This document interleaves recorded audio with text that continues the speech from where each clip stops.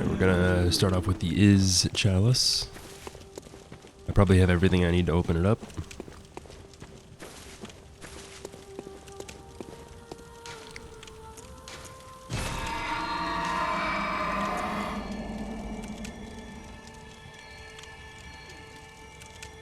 So I need 9 Ritual Blood 5 to open this.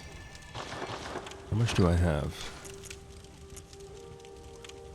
15. So whatever I find in there. Oh wait, I still have to clear up. Alright, so I've got 2 layer 5 dungeons I can work on.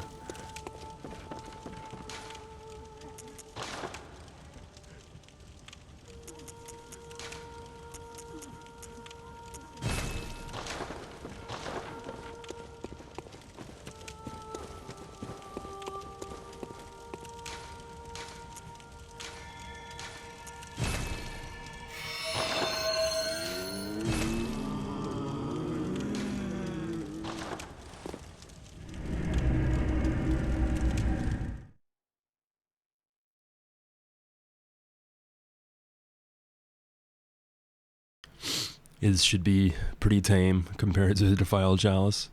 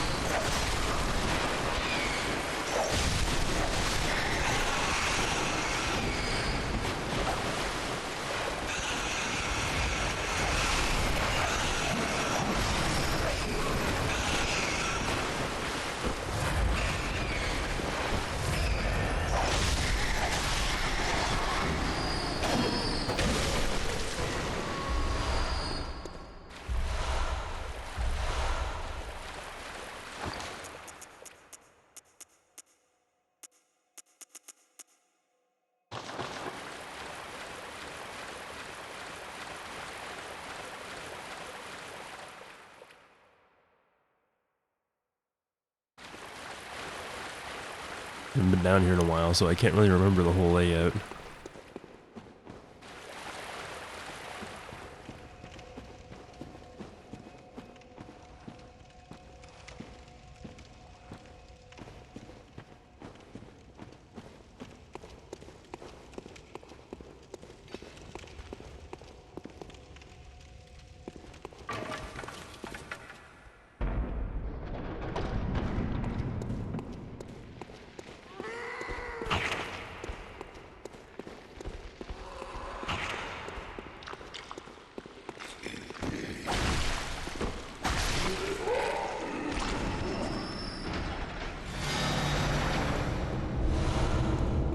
So yeah, we find a lot of the enemies down here that we found in Upper Cathedral Ward, which kind of helps explain why we found them there, because it was from Ebrietas that we received the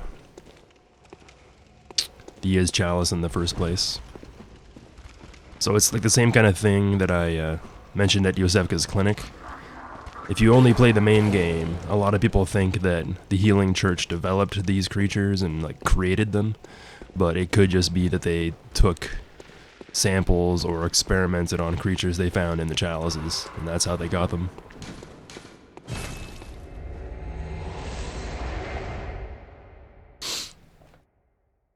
It doesn't all start with the Healing Church, it all starts with the chalices and the Tumerians.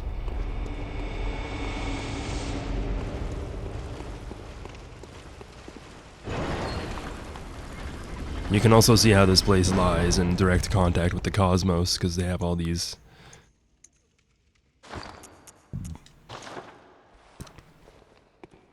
You can see like a cosmic smoke all over the place, and it looks all hazy. There's these blue little specks of light that kind of fade in and out. And the chalice that we get, it's either the root chalice or the other one that we get in here. It says that Iz was a land that lied in direct contact with the cosmos. So if this is what the chalices underneath the ground look like here, it would be really interesting to see what the land of Iz looks like. But it's probably going to be the same thing as Lorne. It's just a place that is, it's gone now, and all we can really explore is what's underground.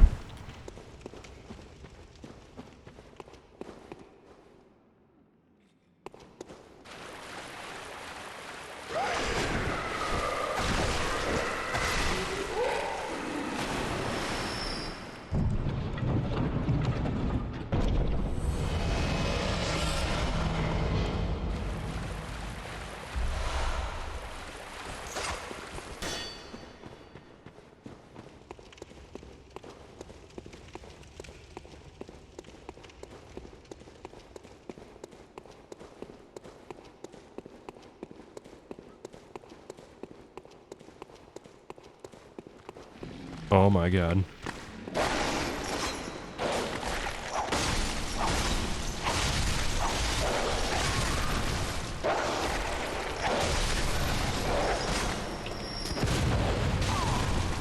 Damn poise dogs.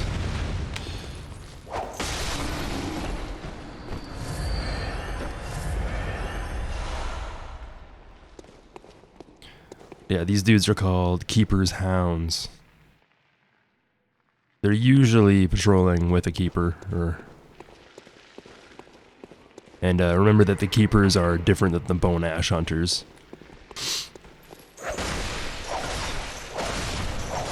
Bone ash hunters have the garb that we can wear and use a saw spear, but the keepers have the fire and the fire sword.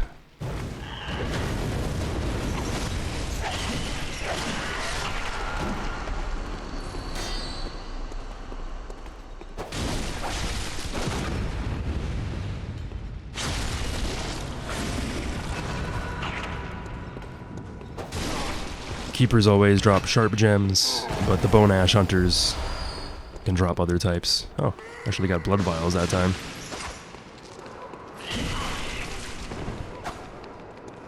Come here, little freak.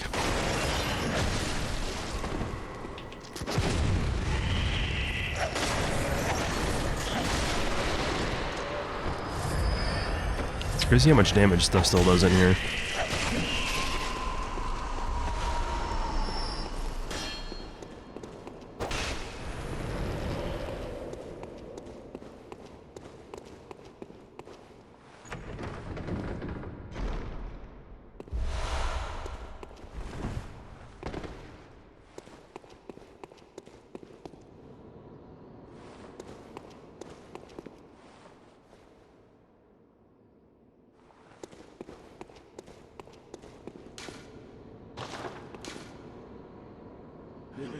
This is gonna be a brain sucker.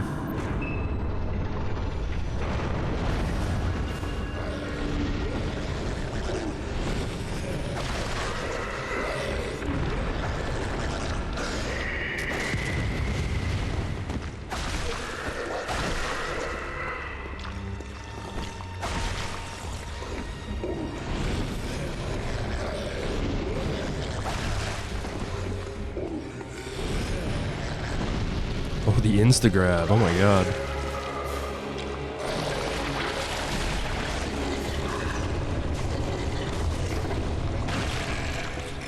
I guess I couldn't break out of that? What the fuck?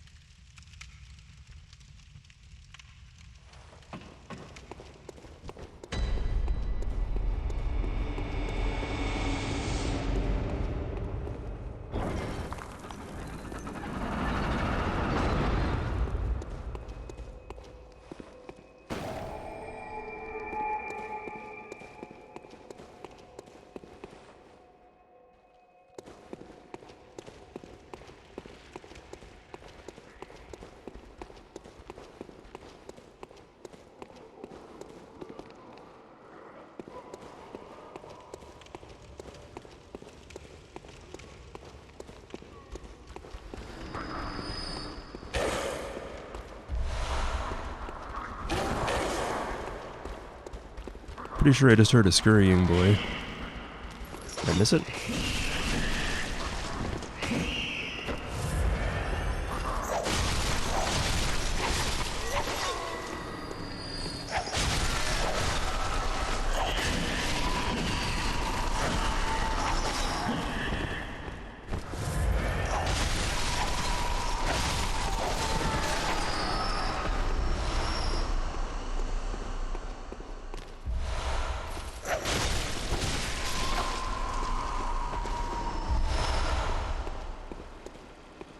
Here we have one of the great old bells in the labyrinth. We can even see the hunter symbol on there as well. It's a little bit faded, but it's still there.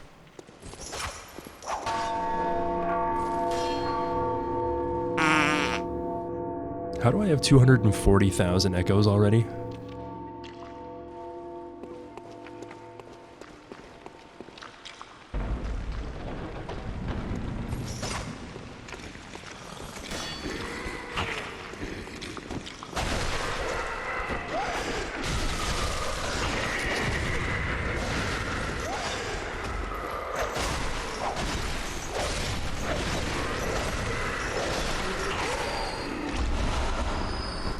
Oh, because a single creature gives me like 15,000 in here. Holy shit.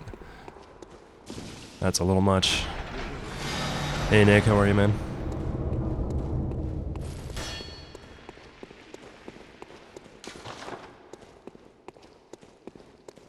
It's gonna be locked? Oh, it's... okay. I'm glad I didn't go up the elevator then. I was debating on whether or not I should go up the elevator, but it would have been a waste of time.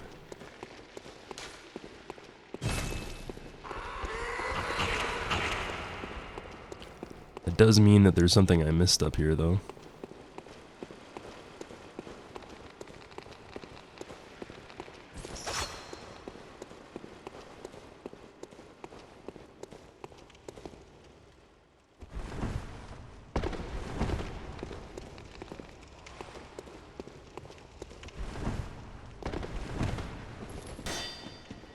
Ah, there's the scurrying boy that I heard earlier.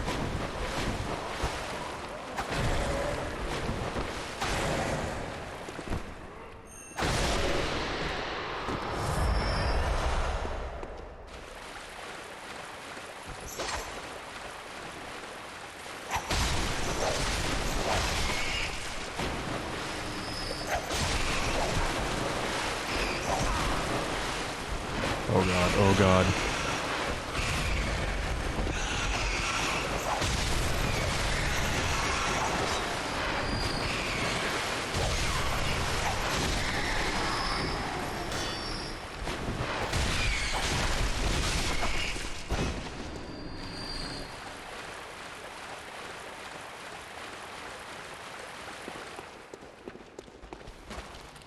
This is underneath the elevator I saw earlier.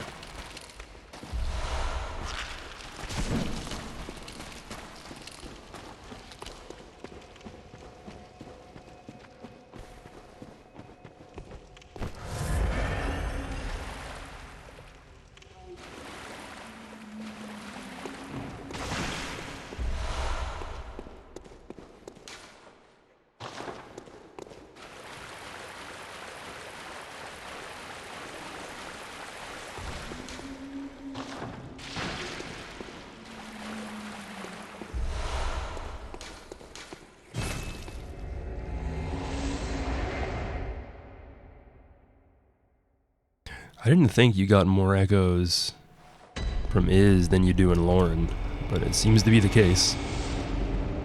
I could clear a whole area and only be like 100 and something in Lauren. I've barely done a couple layers in here and I'm at 280.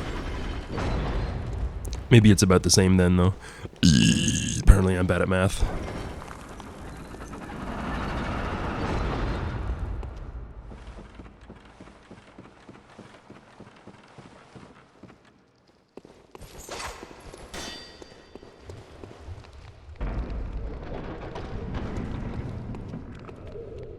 Oh, good.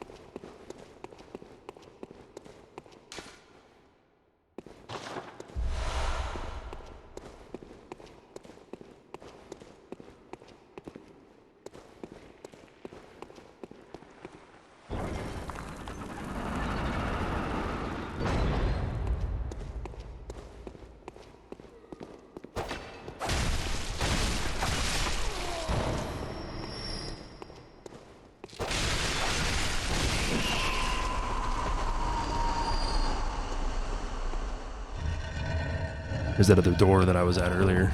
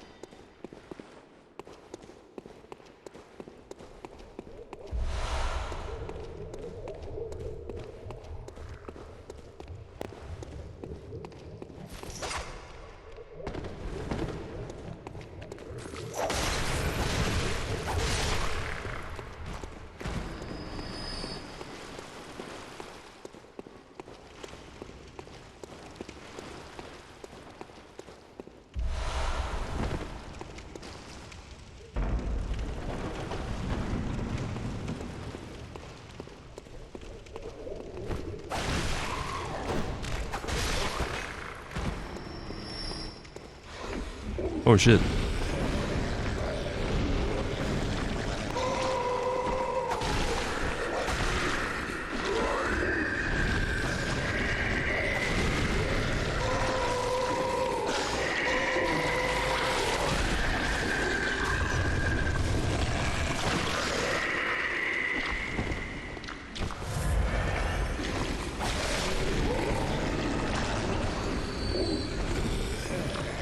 So there we can see the slug that pops up out of their brains. And that's what they use to feed off your insight.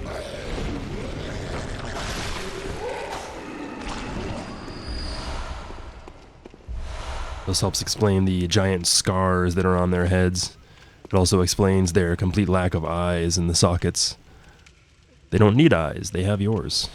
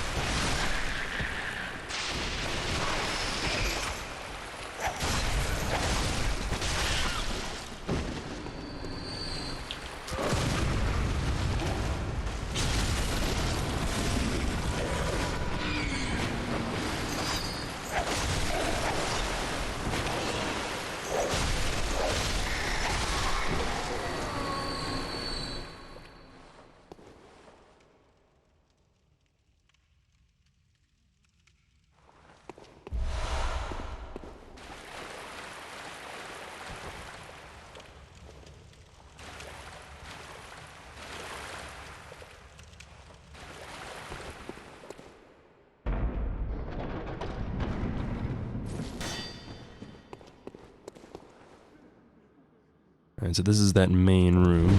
Oh my god, of course.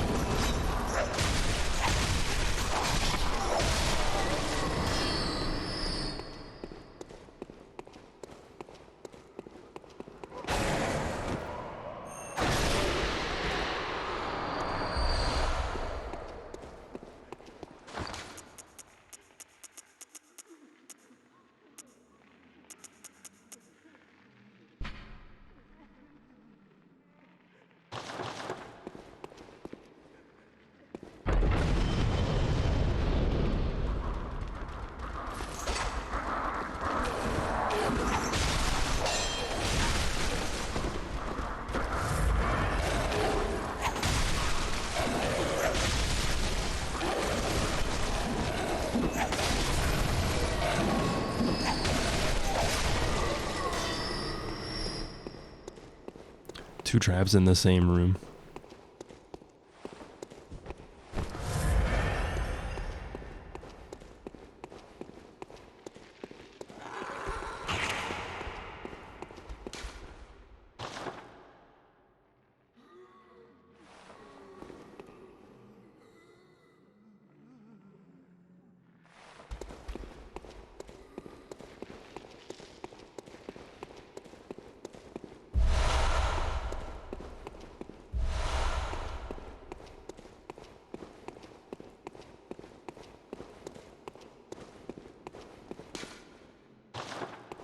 Is it the same guy putting the same note just all over the fucking place? Holy shit. There's like 7 Beware of Liar notes in the same area.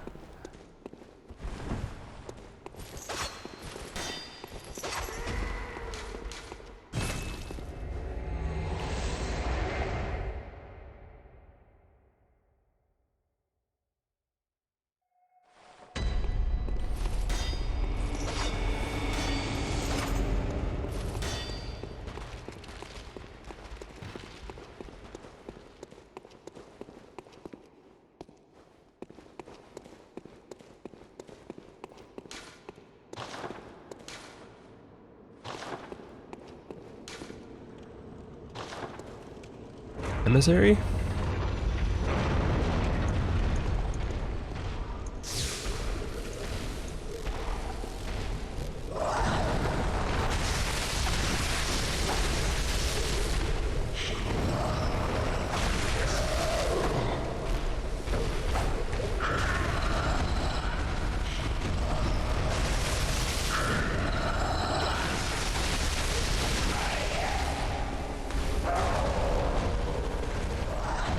I don't think the boss in the main game has that stomping attack.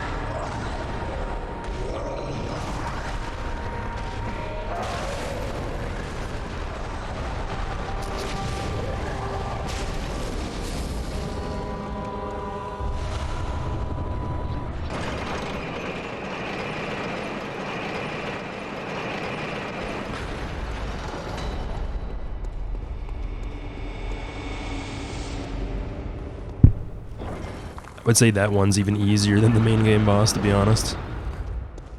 The ads are the only thing that make the fight hard in the first place. I should probably go and restock my blood vials, but I'm hoping to find some in here. You generally find a lot more bullets in these chalices than you find vials.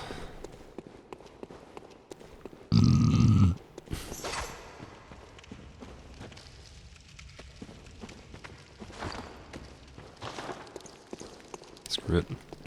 These things take too long to kill. I'm using the fire braver.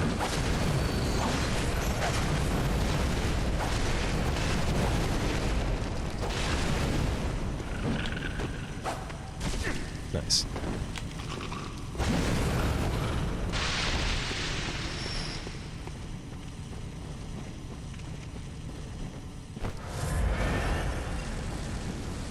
Blood vials? Damn.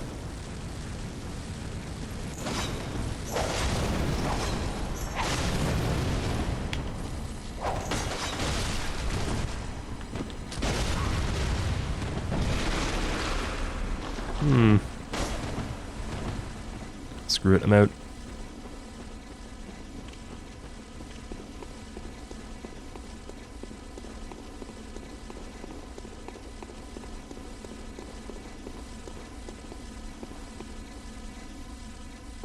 Which way was...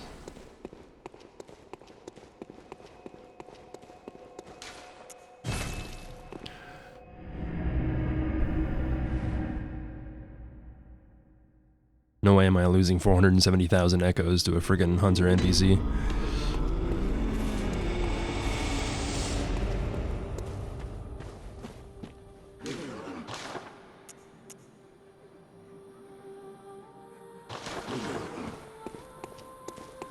Welcome. What? Very well.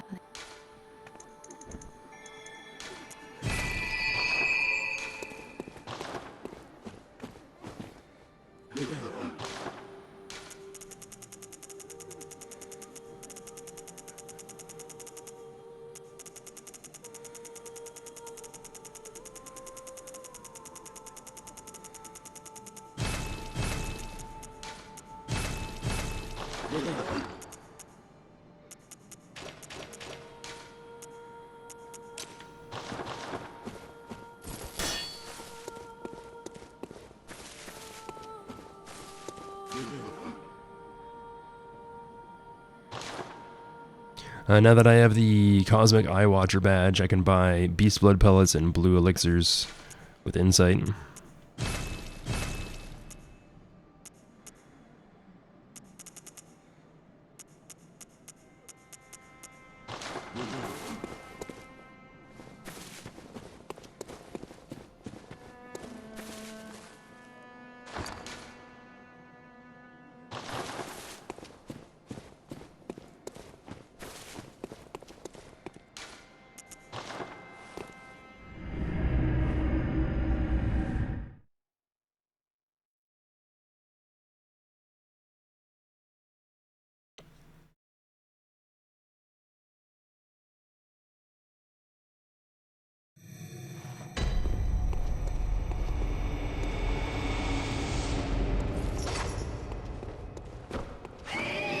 Hey Aiko, how are you?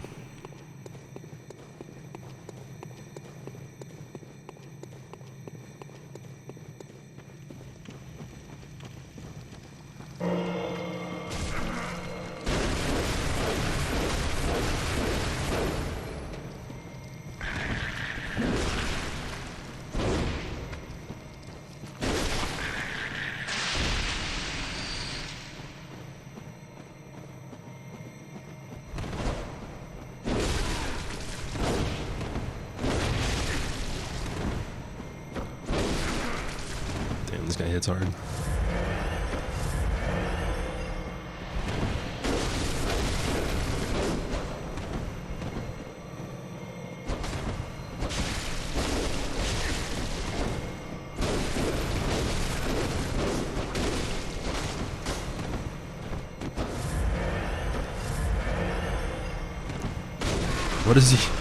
What is he looking in his pocket for? What the fuck? I love when NPCs do that, because it happens to me all the time.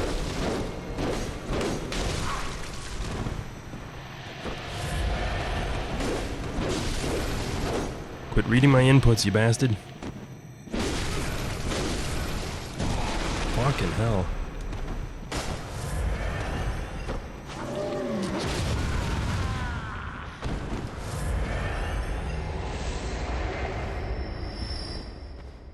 That is really freaking hard.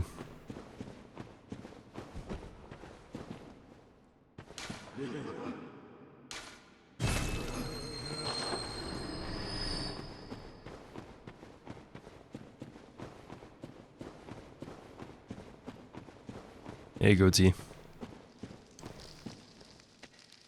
Any of you have babies? Some of the scorpions have babies all over their backs, which is really creepy, but also how they operate in nature. They'll carry their young on their backs until they're old enough to fend for themselves. Why did they have to give these things so much friggin' defense?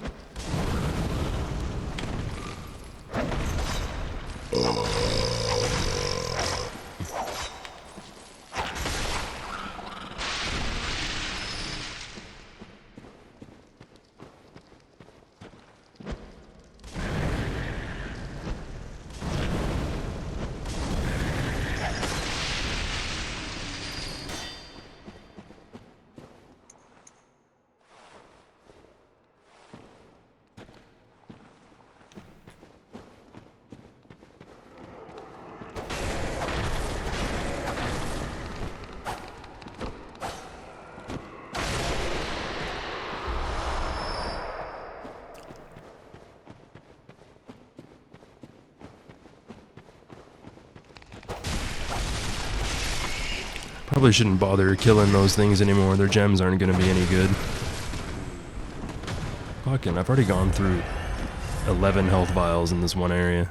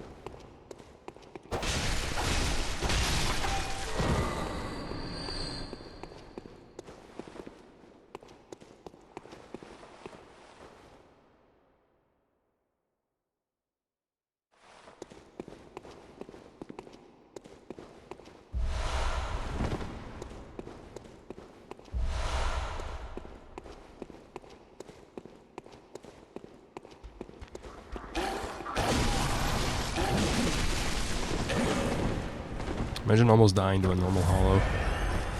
Tumerian, blah. Can't believe I still call him that. Health vial? Damn it. I need health vials.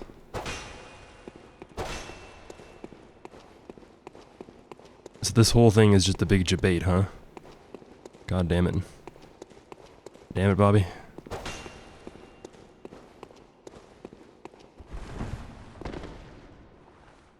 Well, that was a waste of time.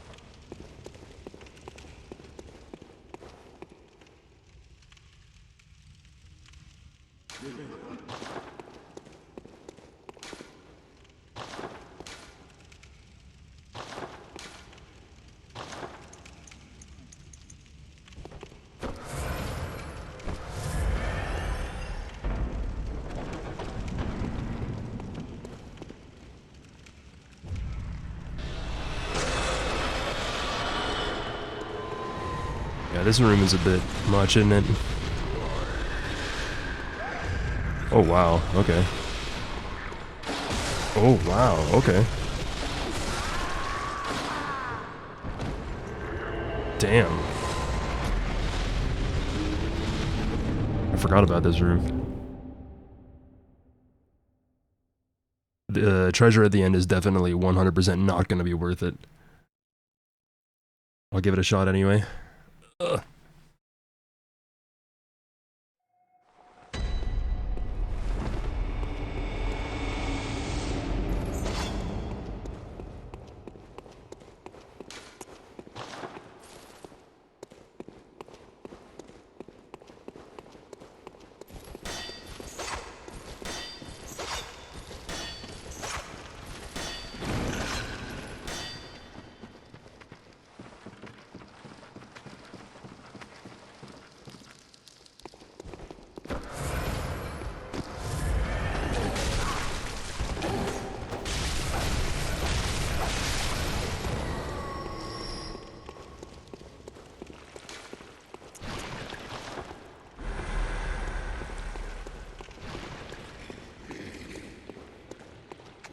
Three brain suckers in the same room.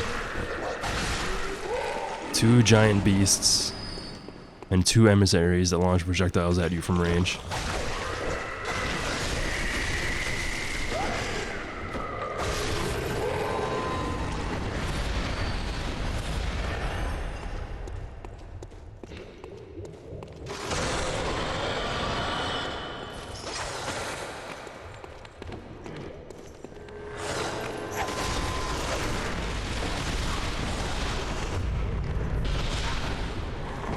How does it have line of sight on me there? Jesus fuck.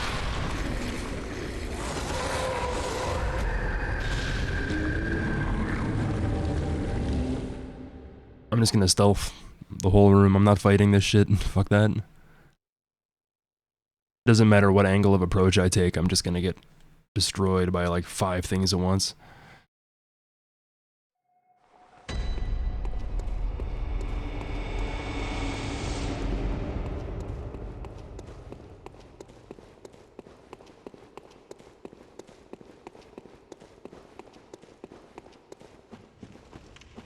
And this is all gonna be for some stupid, like, Ritual Blood 5 or an odd arcane gem or something.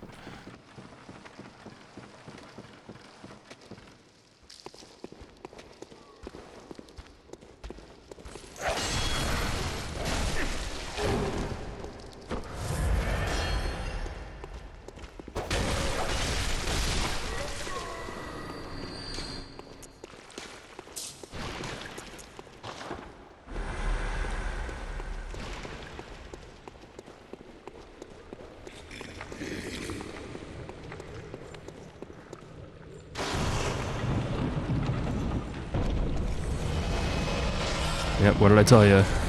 Odd arcane gem. Congratulations. Jesus Christ.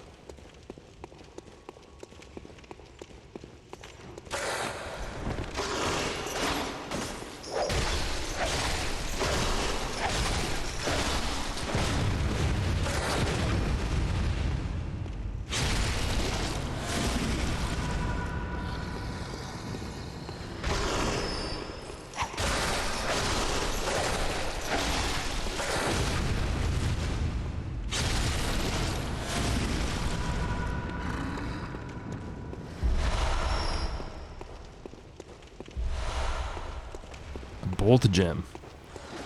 Not sure how many bolt gems I've seen off of Beast, but I'll take it. Spark Vector Gremia.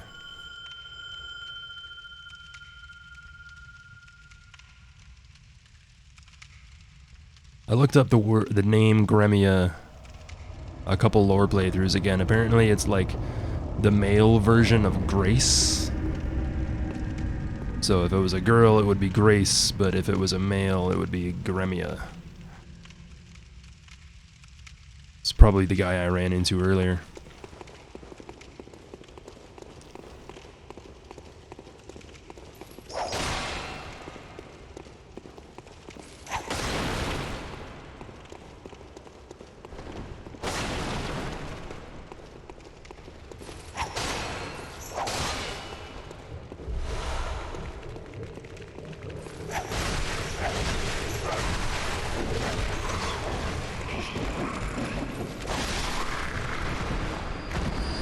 Quadruple kill.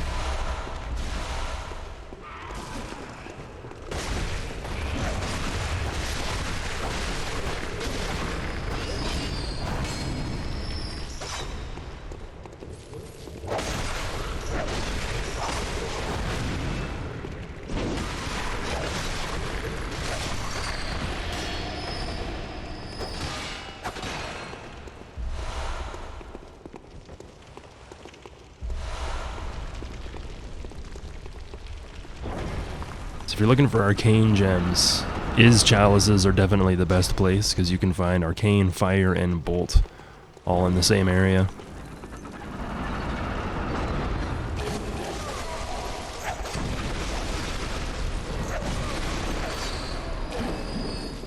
You can find fire and bolt in Lauren as well.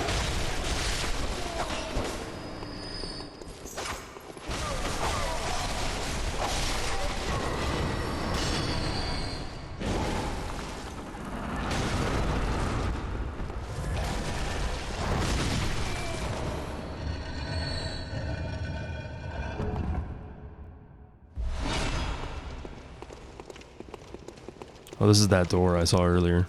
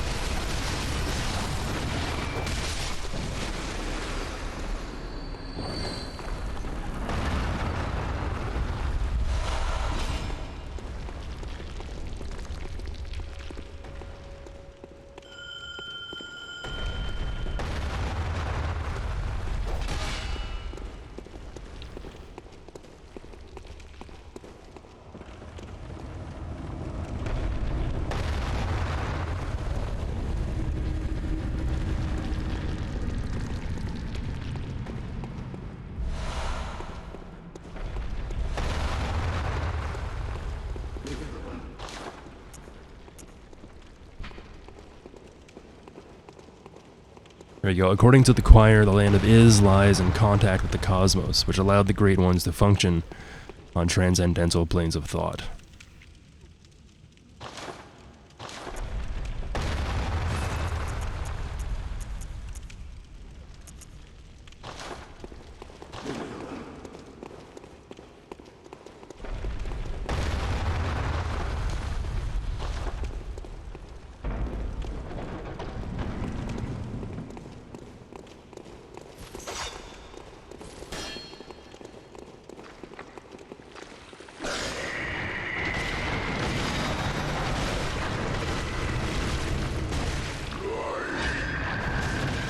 Nice.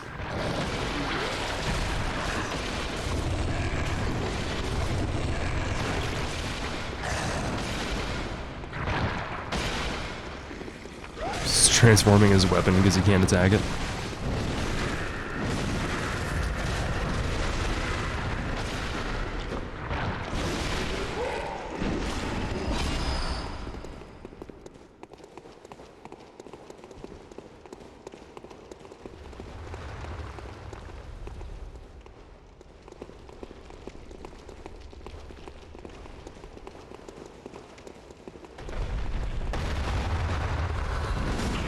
Let me guess, blood vials. Oh, bullets, okay.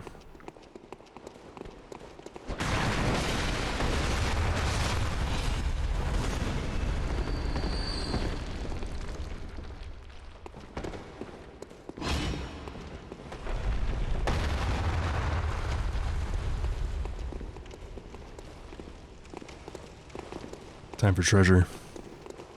Time for Indiana Jones.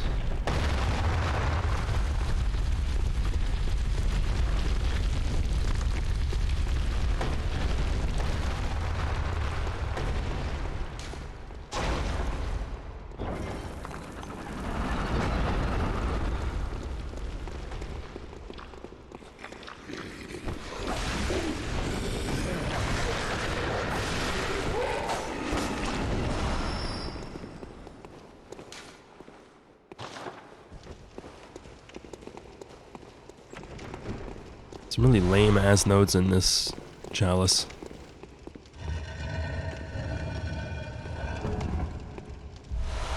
Six sage's hair? Damn. Yeah, if I've ever watched the Indiana Jones movies, it was a long ass time ago.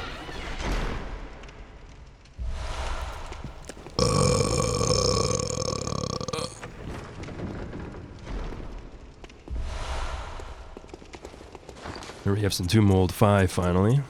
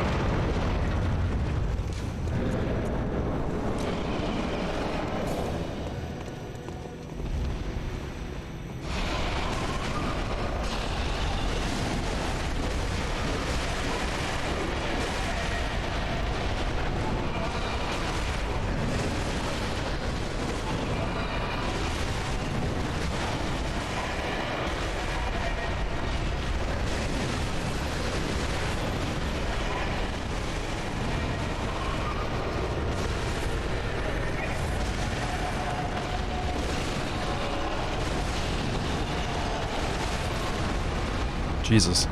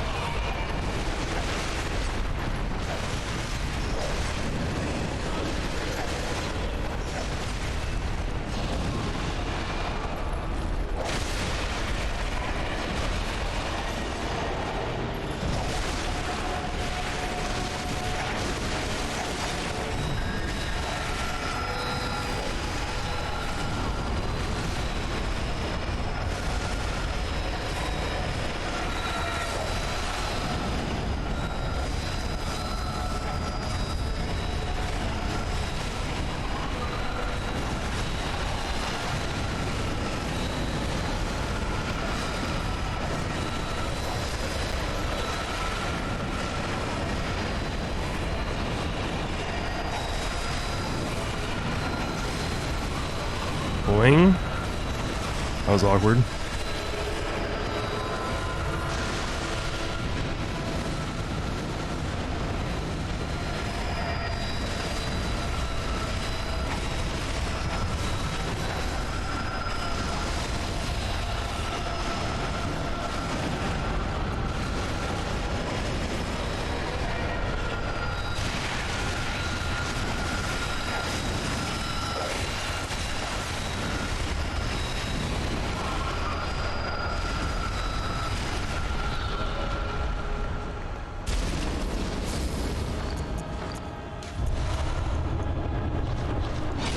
Meant to turn the sound down, not the volume, or the music volume down.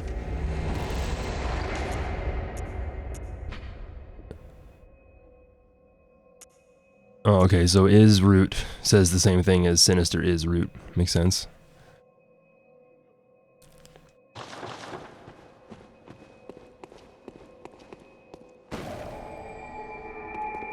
So there is no lower is. There's lower Tumeru and lower Lauren. But there's just is root, and then the sinister one.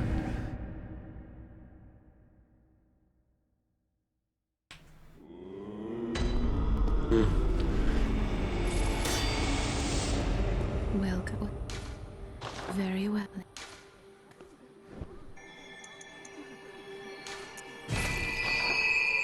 Chapter. Alright, go back to Defiled and struggle bus in there for a bit.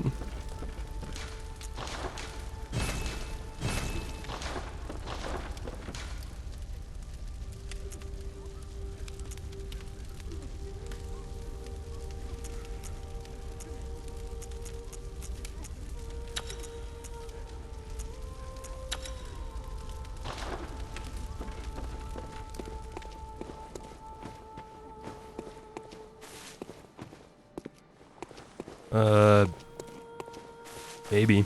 I don't know. I doubt they would have a spell like that target NPCs, but I was running away early when she did it, so I wasn't like attacking her while she was doing it, so I'm not sure what kind of priority it has. You also notice how she did the, when she puts her head down and she starts creating that like resonance around her, she did that twice in the fight. First time she did it, it was like 50% through, and then the last time was at like 10% health. It was really weird.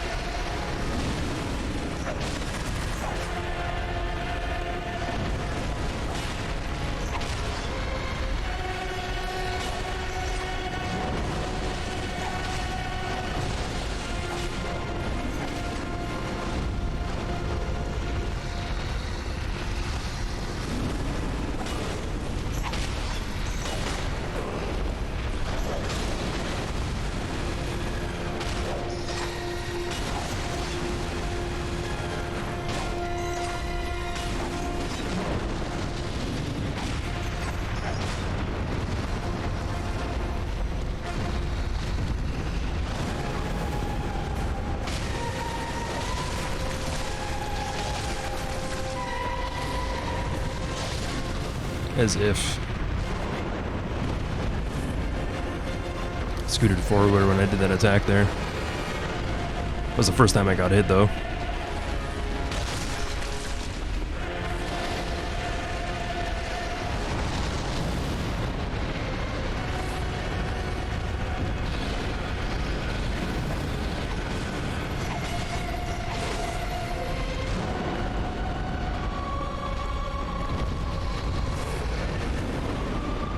Damage is way better this time around.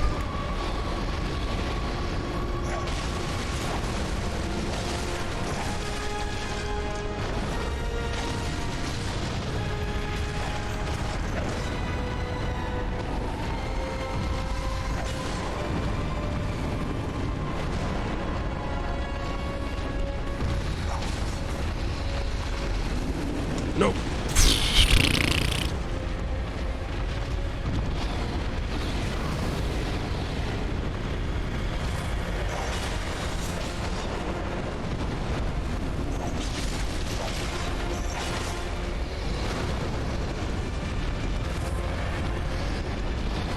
Doing that attack a lot this time. GG.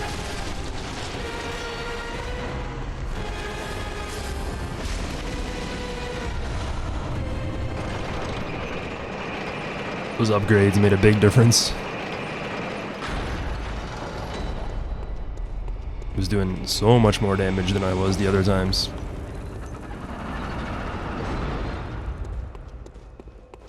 Mind you, I do have like 10 more skill, a weapon upgrade, and better gems since then, but still. Got some weird RNG that match. Hey, what's up, Omen?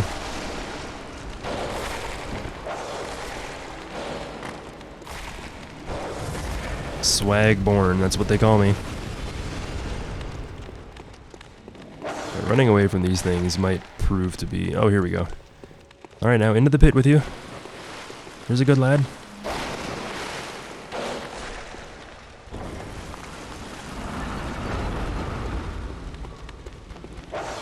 Shit.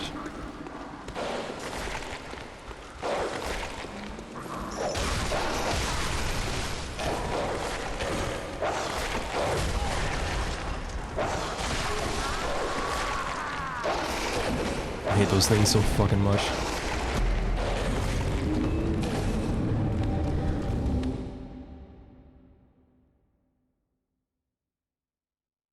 Let's give an attack. Let's give a dog like a 5 attack hit combo and then poise and then let it breathe fire. Yeah, that's great. Cool. Fucking incredible.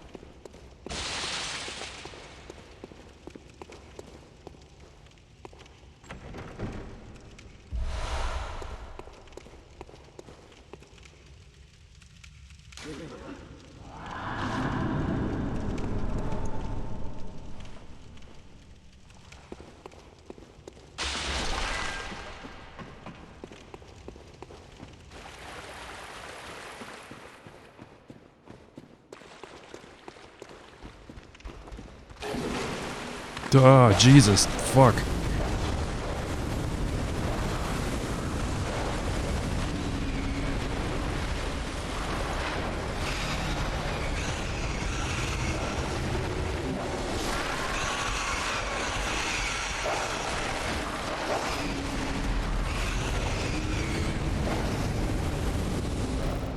Did they add more of those things, or are they always down there? What the fuck? Just turned a corner and there was 2 of them right fucking there. Terrifying.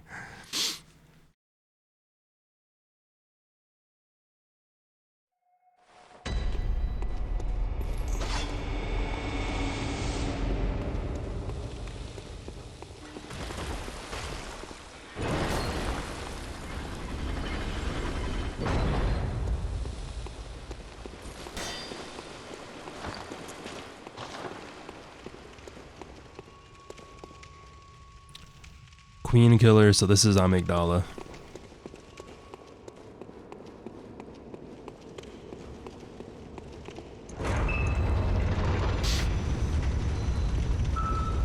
Which arena is it? Oh, meh. Oh, I'm out of lightning paper, aren't I?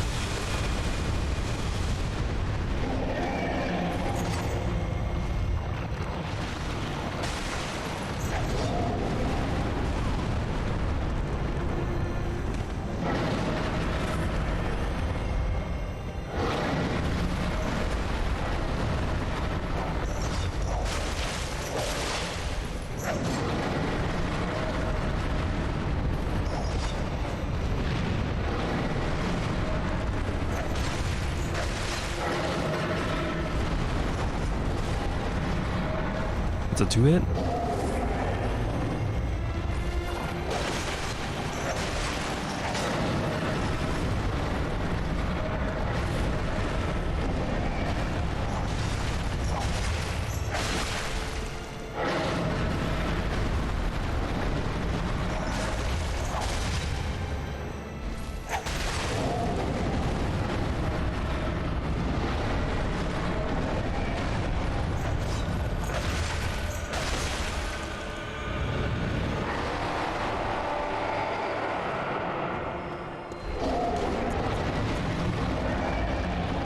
Wrong gesture, I wanted to roar.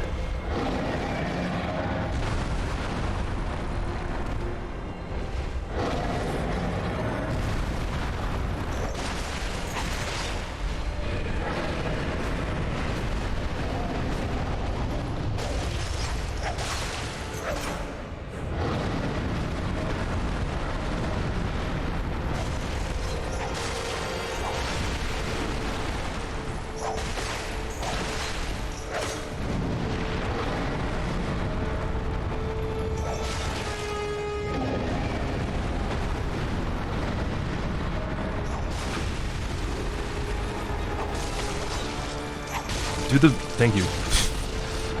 Thought I was gonna get robbed of the visceral there. I should have put my claw mark rune back on after fighting Watchdog.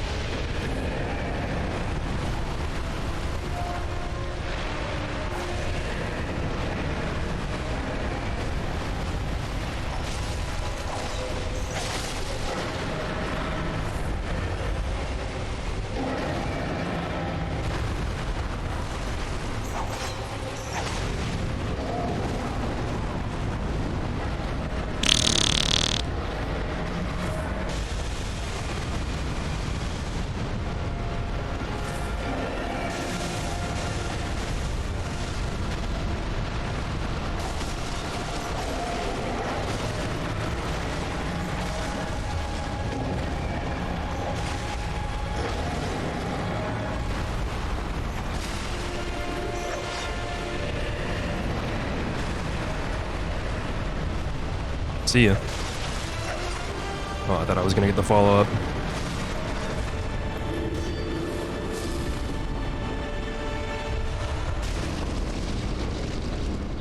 Defiled Amy, first try.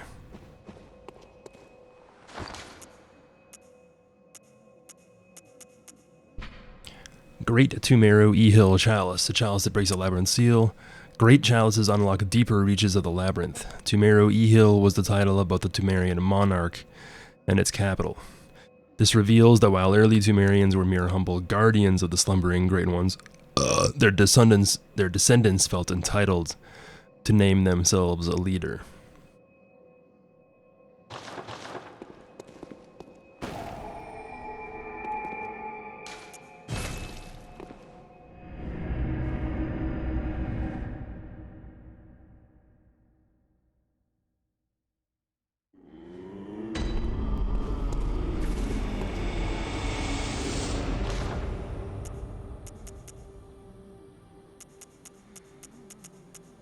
Running out of stuff to spend my money on.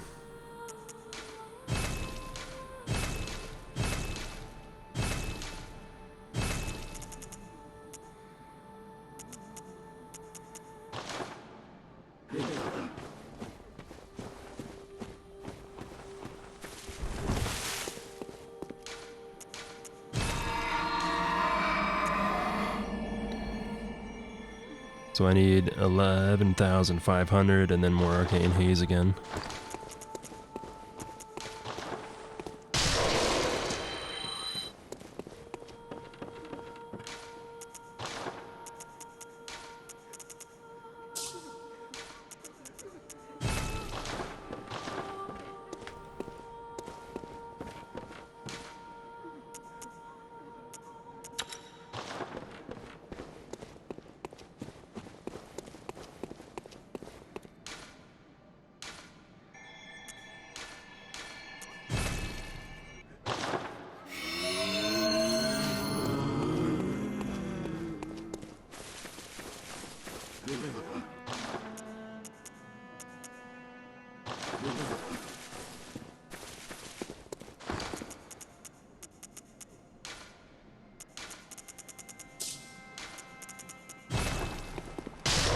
Hey Jacklo, what's up, man?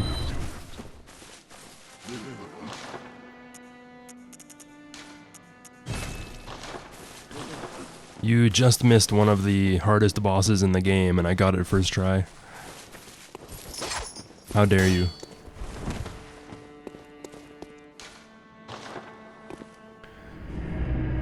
So Tumero E-Hill is kind of weird, because, like, in order to complete the achievement for doing all the chalices or killing Queen Yarnham or whatever, you go from one of the hardest chalices to a not so difficult chalice. So it's kind of strange how they put them in that order, but there are Tumero E-Hill root chalices, but you can't find Queen Yarnham in any of the roots. She's only in this main one here.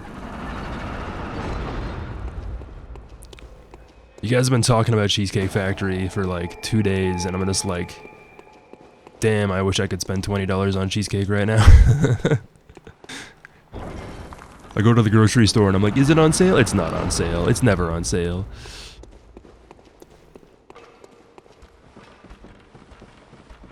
Cheesecake Factory ruined me for other cheesecakes. I can't enjoy a normal cheesecake now.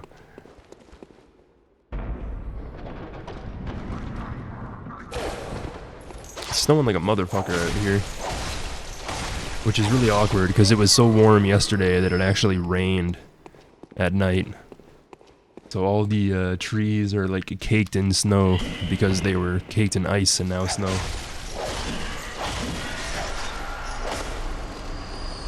Well, we don't actually have like a Cheesecake Factory where I live, but we have Cheesecake Factory brand cheesecake at my grocery store. What the hell? How dare you?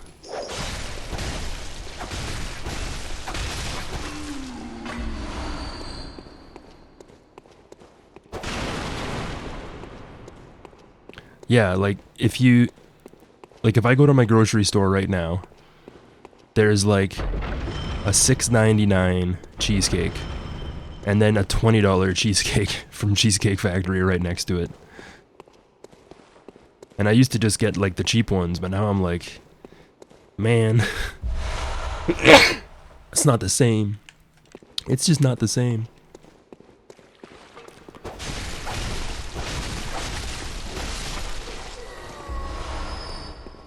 But now you got me thinking, like, what if I went to an actual legitimate Cheesecake Factory and got one, like, hot off the line, you know? Like, goddamn. Goddamn.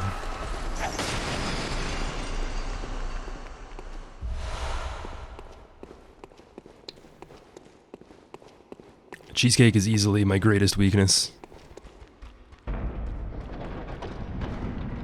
My god sister-in-law's mother. Whenever we were coming to visit and she knew that I was going to be coming, she always made me a cheesecake.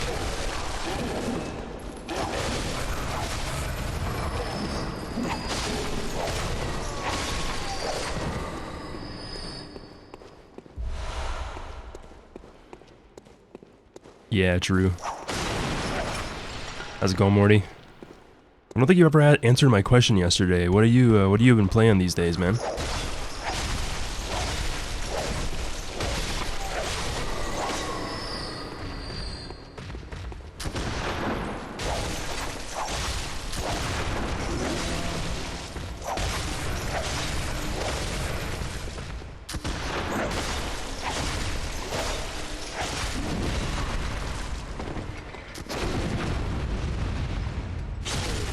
Oh, you did? Damn it, I don't remember. I forgot it.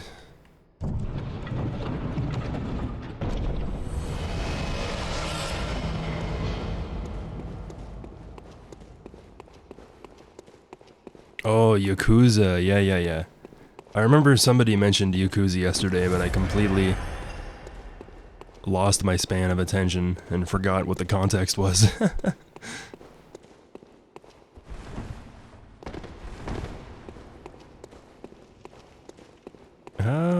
What's okay.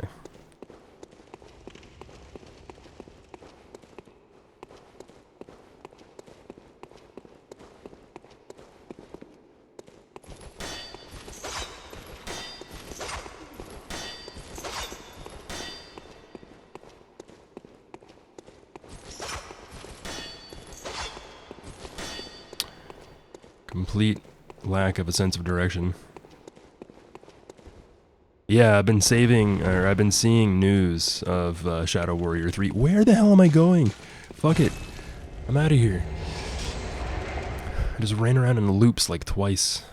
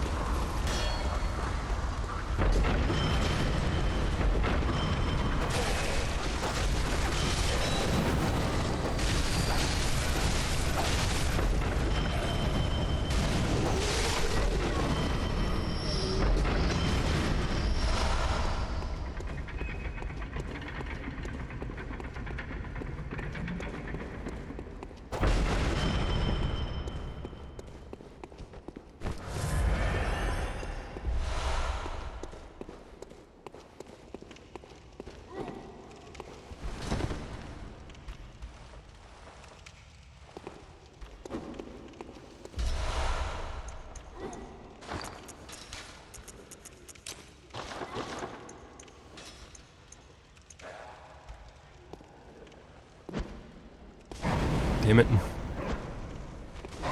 Damn it. Why can't I throw that far? Yeah. Jesus Christ.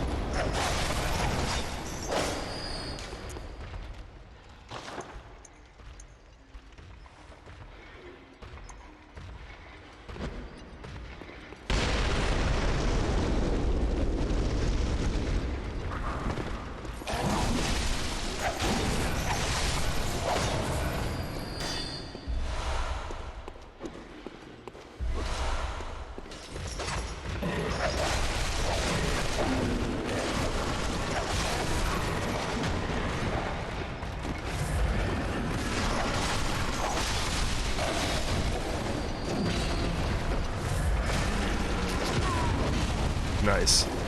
Beautiful.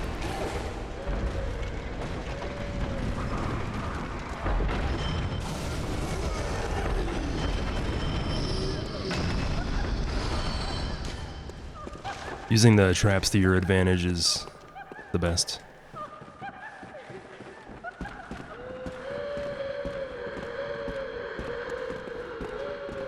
Yeah, February and March are going to be absolutely insane.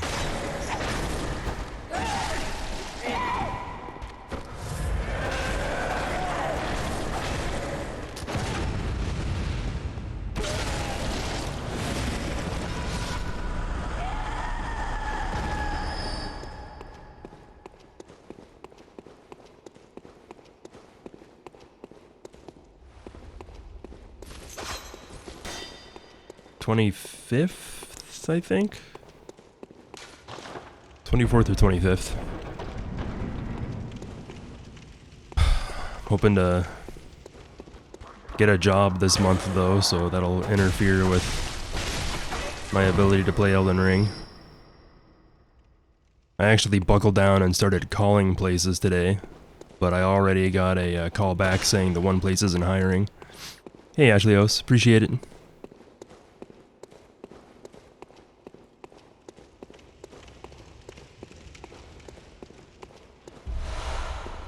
Yeah, I still don't know how I'm gonna approach Elden Ring. I feel like I should, probably play in sub-only mode or something. And I also have to, I gotta increase my text-to-speech for, like, bits and donations and stuff. And I have to turn off names in my follower alerts, so that I don't get spoiled.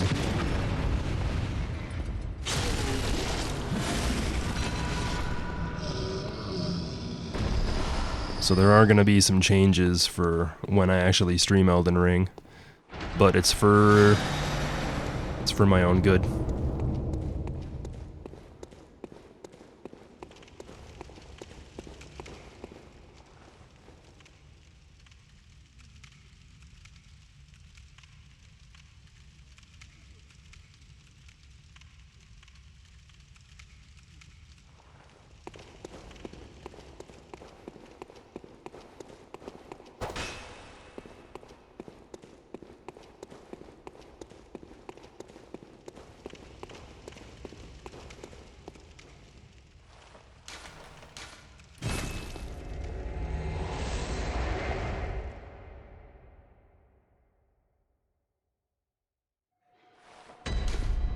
I kind of have to.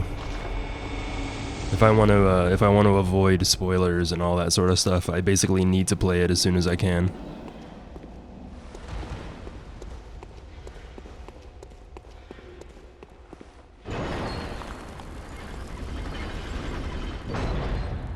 I'm not gonna rush through the game by any means, but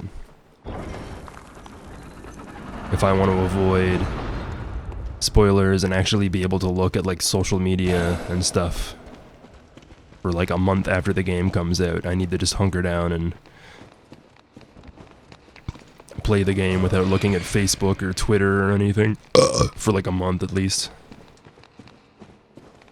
I don't want to see any screenshots of shit I haven't seen before. I don't want to see any video clips. I don't want troglodytes in the chat asking me, "Have you seen this yet?" I know I just came into the stream and I've only been watching for 30 seconds, but I'm wondering if you've seen this stuff that is obviously not for like another 2 hours in the game. Fucking mouth breathers.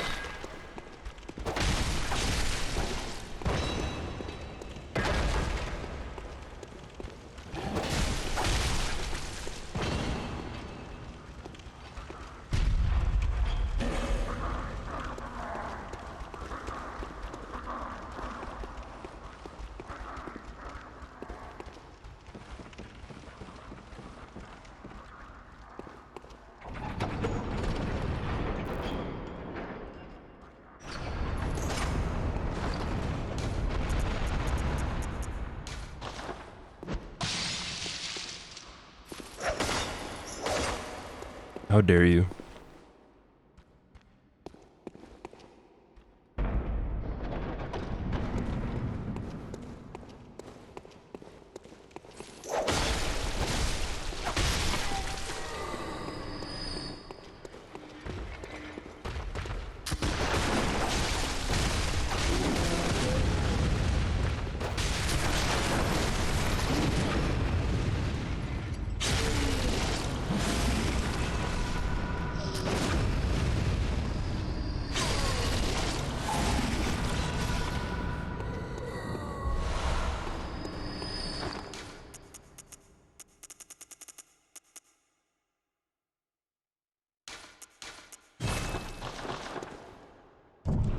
I didn't know you could find cursed gems in here. Especially off these dudes. I didn't know they even dropped the blood-tinged gems. There wasn't anything on the way up here, was there? Oh yeah, there's the other door this way. This is all just gonna be bullets and vials and shit though, nothing useful.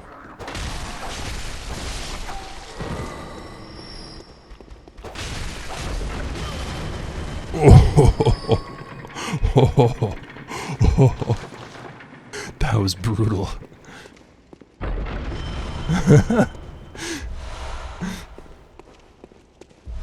I totally forgot about the trap, and then as soon as I realized it was there, it smoked the guy. Oh, that was great. Or anything down this way? Probably not. Oh, this just exits back to the other spot.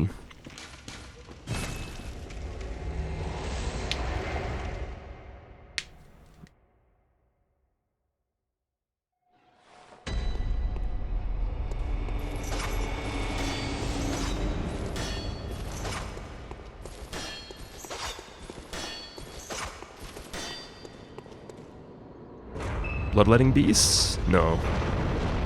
Sumerian descendant.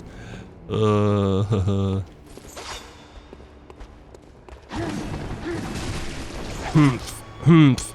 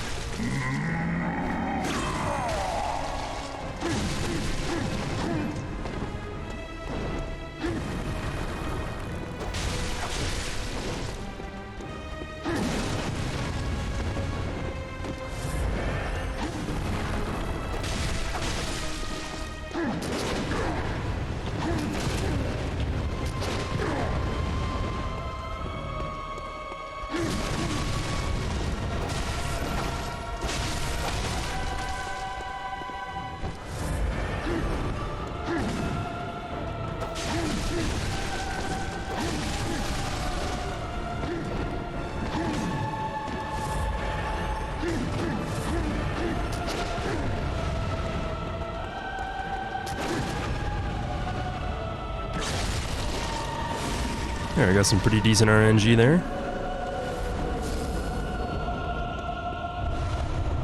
I got a lot of the most parryable attacks that you can get.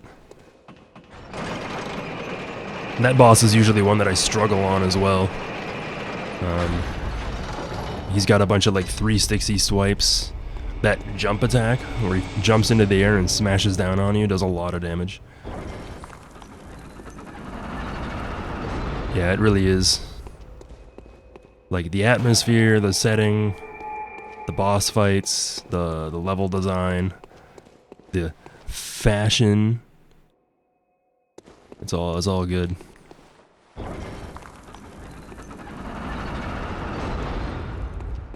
There's actually a lot of tie-ins between Sekiro and Bloodborne. I know they're in like completely different settings, and the playstyle is a little bit different. Like you can't necessarily be as aggressive in Sekiro as you can be in Bloodborne, but there's a lot of the same kind of themes that we deal with, like purity and impurity, the nature of what it means to be a god or a divine being. All that sort of stuff. I mean, you have that sort of stuff in Dark Souls, I guess, as well, but...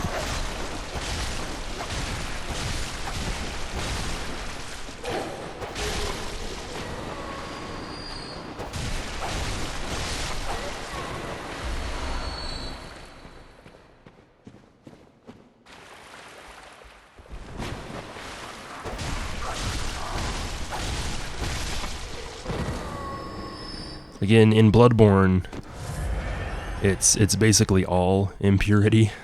There is very little contrast between purity and impurity. And in Bloodborne, it's like the more impure stuff is, the more divine it is. But in Sekiro, there's a big difference in why stuff is considered pure, like flowing water, and then impure and like stagnation, and all these kind of themes are way more prevalent. Hey, Cabretti, you too, man.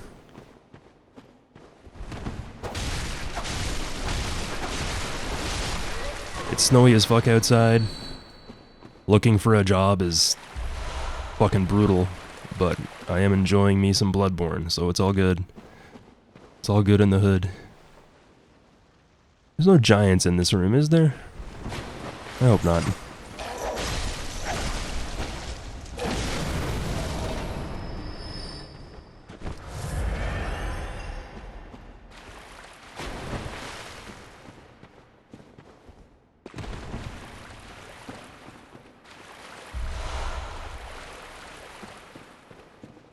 Look at all these dudes.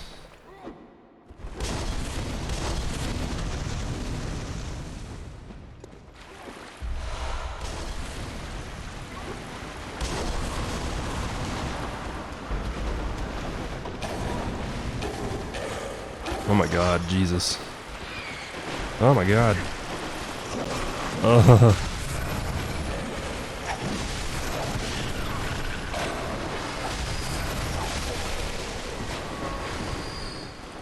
They're all the worst minor enemies in one room.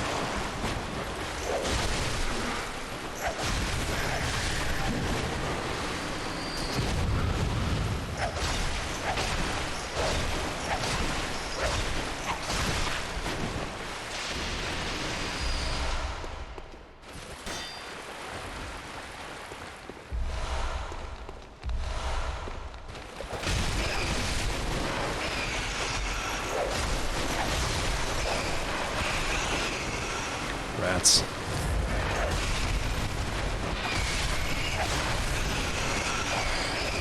Why did I take Beast Roar off my bar? I'm sitting there flicking through my frickin' items trying to find something that's not there. Must have taken it off because I was fighting a boss or something? Stupid.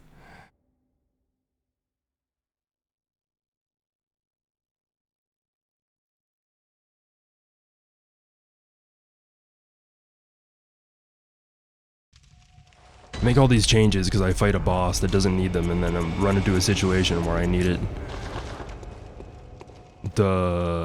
This seems like I should go back this way.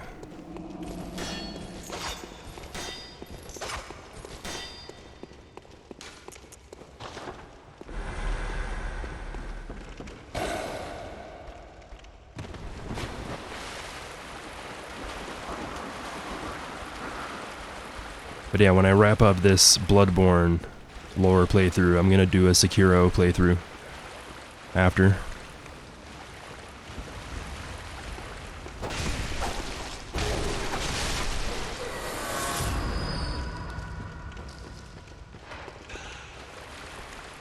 Jesus, titty dicks. And I still have the fucking scorpion on me. Oh my god.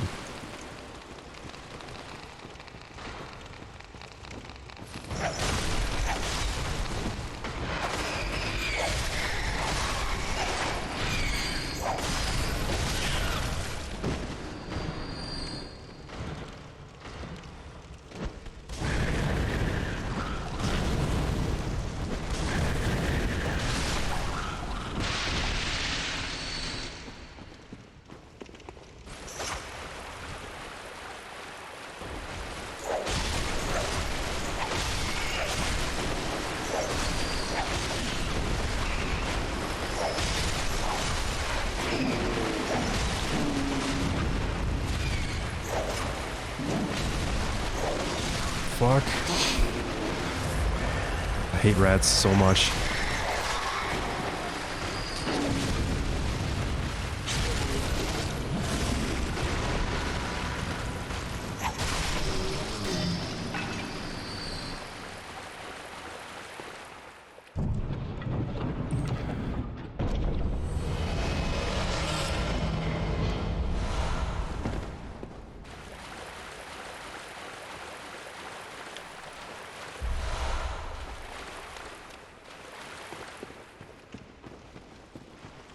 That's where I came in from.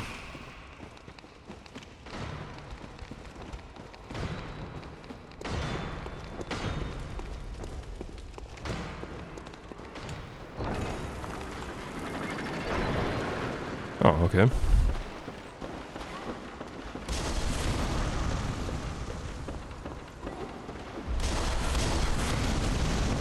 Cats are doing cat stuff.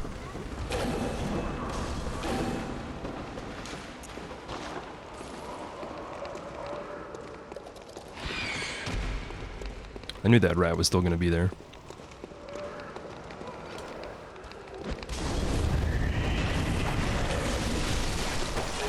Okay, okay.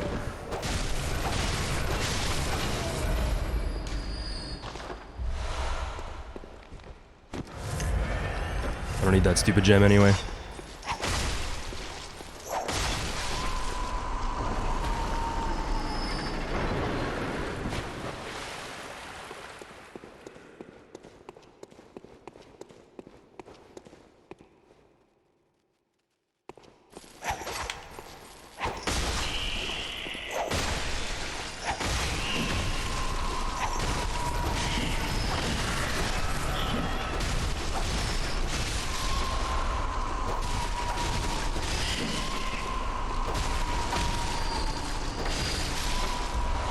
Well, there are patches spiders in here.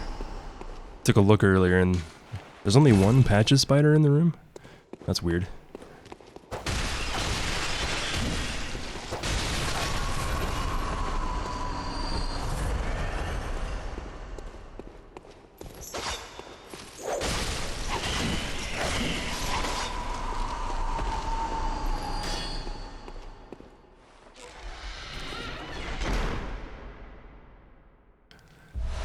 Well, the 10th anniversary of Bloodborne is in 2025. So I was actually thinking about this last night, is like, if we haven't seen anything done with Bloodborne yet, we likely won't see anything done until at least 10 years after the release. I really hope Bluepoint gets their hands on it though, because when FromSoft saw the Demon Souls remake, they basically said that it looks better than what we could come up with. So Bluepoint did a fantastic fucking job. And the one really big thing, they added lip syncing to the characters. Like, none of the characters, or basically none of the characters in the FromSoft games, actually move their mouths when they talk. but the lip syncing and the facial animations in Bluepoint are probably some of the best that I've ever seen in a game like that. Like, they were really good. Welcome. Very well then.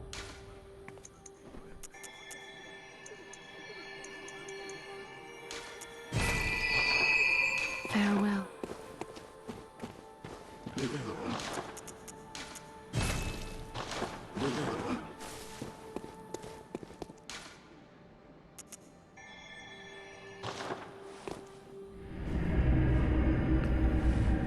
Yeah, I'm pretty sure that was like straight out of an interview with Miyazaki.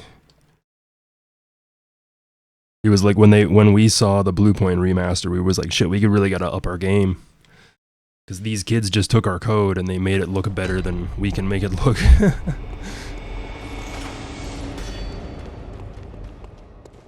And there's even people like, there's like Reddit troglodytes who they look at Elden Ring and they're like, oh my god, Elden Ring barely looks better than Dark Souls 3. This game's gonna be terrible. And I'm like, for one thing, you're wrong. For another thing, not only is Elden Ring gonna be the best looking game FromSoft has put out thus far, but it's also an open world game. The fact that it's gonna look better and be open world is gonna be astounding, to say the least. Nice shotgun that completely missed. Incredible.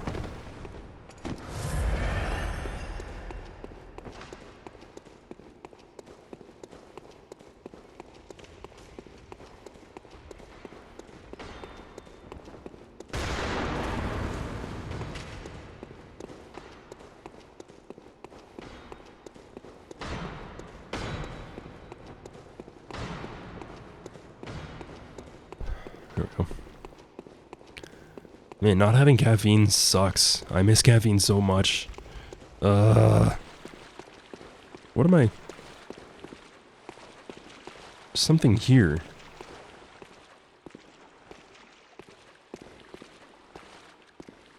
What the fuck?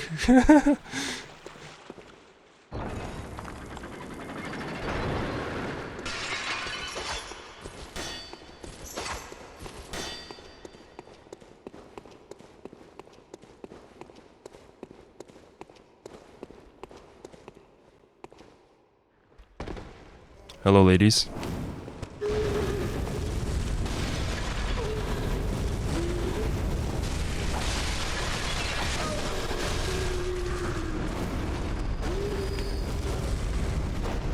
Just hit the fucking thing. What the hell so hard? Jesus.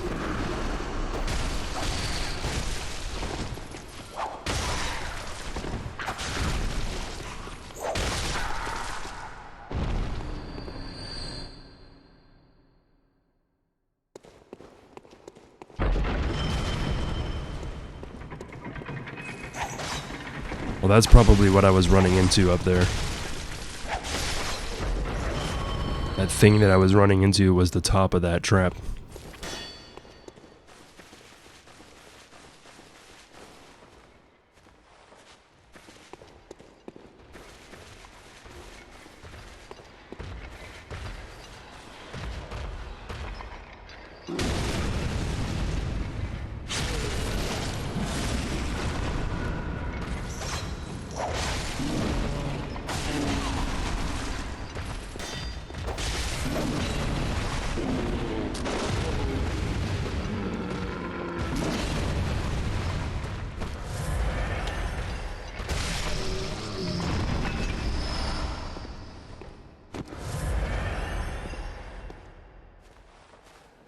What the hell is that? What's a dog?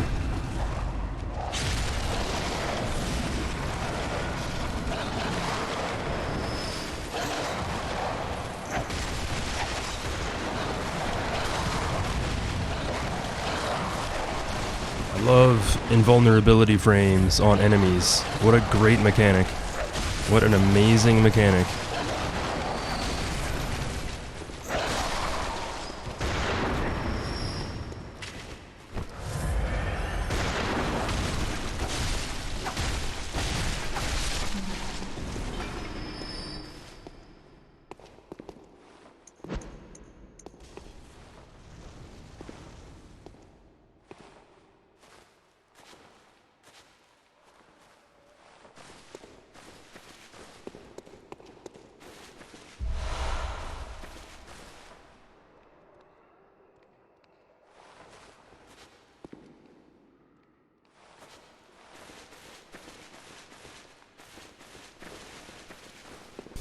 think I saw a tunnel down that way.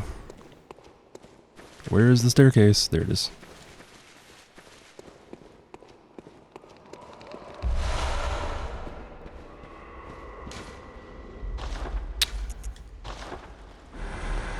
Dark Souls 3 cosplayer inbound.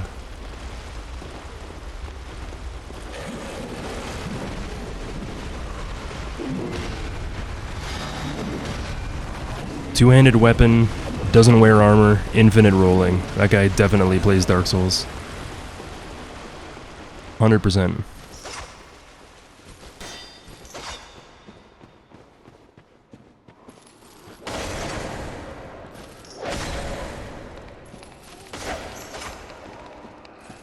I don't understand how some of these attacks whiff.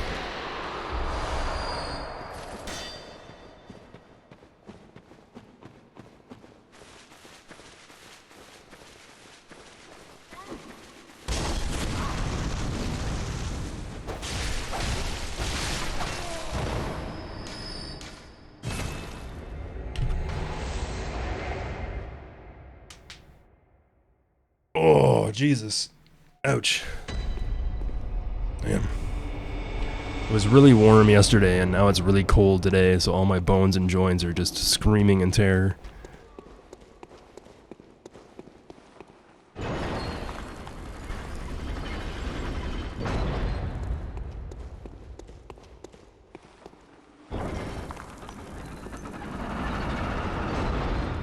True.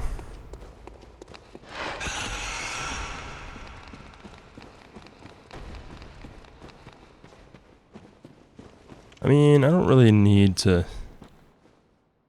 explore anymore. I have all the materials I need. I have all the other stuff I need. Yeah, I'm just gonna carry on through.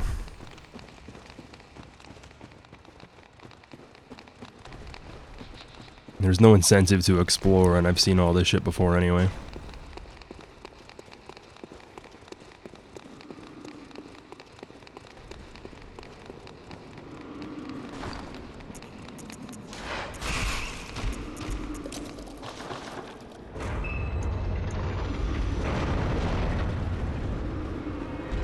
Here we have the headless bloodletting beasts.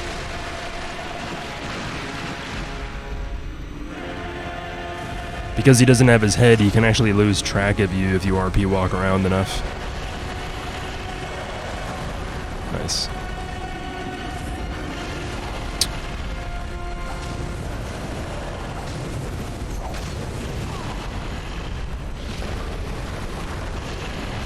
Dude.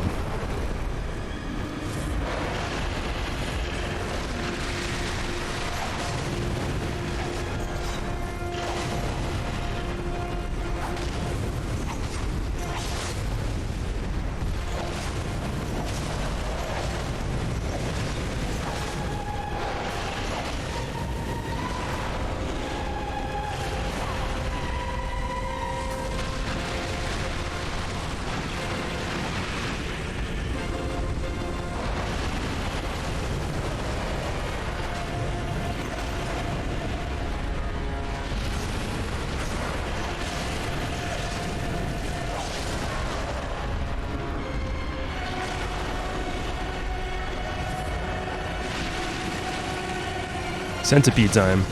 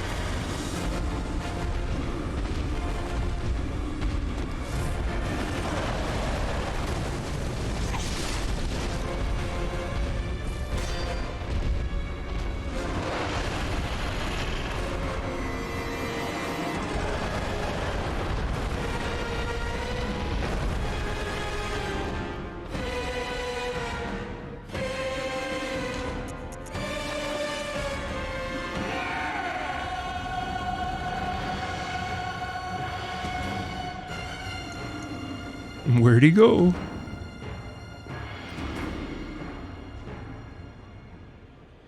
Well, I call it a centipede, but I think in the game they're referred to as hateful maggots.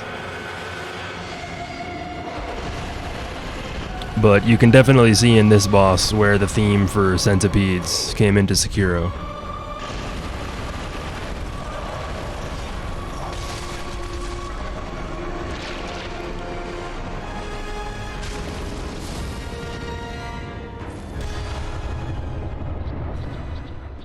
So earlier we fought a boss called Bloodletting Beast, and it was basically like this giant beast-type enemy, probably the biggest beast-type enemy in the game.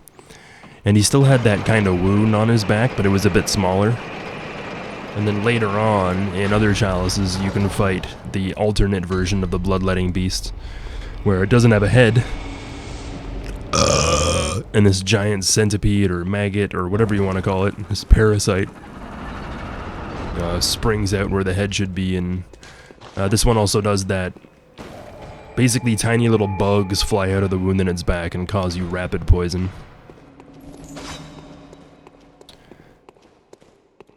There are centipede things that you can get in this game, but I don't have any on me yet.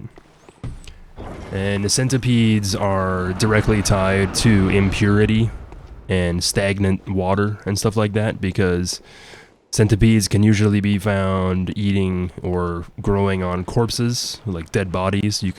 There's a strong association with centipedes and dead bodies, as well as in order for centipedes to lay their eggs, they have to do it in stagnant waters or still waters. Flowing waters represent rejuvenation because you have a spring or a fountainhead from which new water replaces the old. So spring water is typically more fresh and more rejuvenating. And then you also have impure stagnant water, which is still water. And still water has a heavy association with impurity and stagnation, because the longer a body of water sits, the danker and more gross and disgusting it gets. But even though it's gross and impure and stagnant, it still acts as a seedbed for certain types of life to come up from.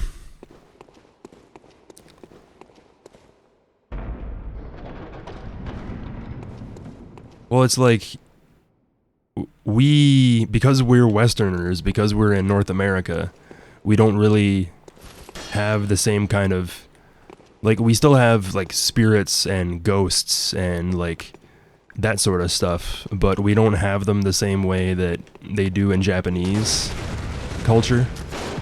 Like, the Shinto religion believes that there's a god in everything, so it doesn't matter whether it's a tree or a rock or whatever, it all has a heavy association with spirituality and the divine.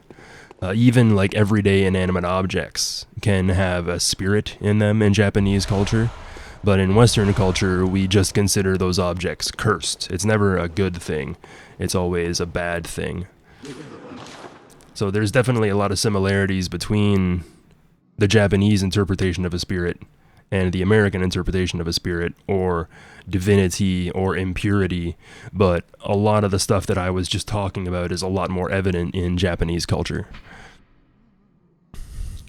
The Temerian monarch was traditionally a woman who assumed a name with classical roots. The Temerian monarch was traditionally a woman. Thank you. Great. The Temerian monarch was usually a man. Hold on.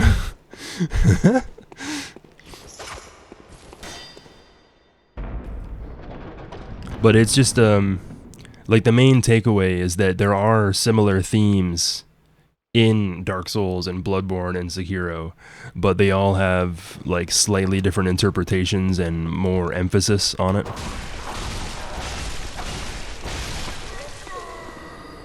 But, like, especially in Sekiro, the centipedes are directly associated with impurity, and in Bloodborne we have the Impurity Rune, and when we wear this rune and kill bosses, we can collect centipedes, which are referred to as vermin.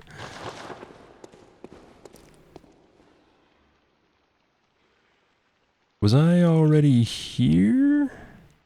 No, this is new.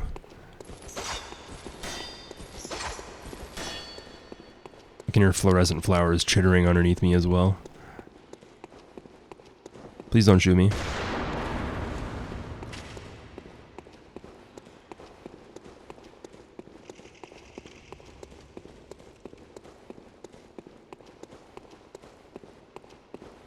But the main thing in Bloodborne to remember is that there is no contrast between purity and impurity. Everything is impure, and the more impure or vile something is, the closer it is to being divine. Which is in contrast to what we see with the Healing Church, because the Healing Church believes their blood to be pure, and they think that groups like the Vile Bloods and the foreigners that visit the town are messing with the purity of their blood. But because their blood originally comes from the Chalice dungeons and the old blood, the concept of purity in this context is falsehood. It's just a ruse the Healing Church is trying to put over the people that they're tricking, as well as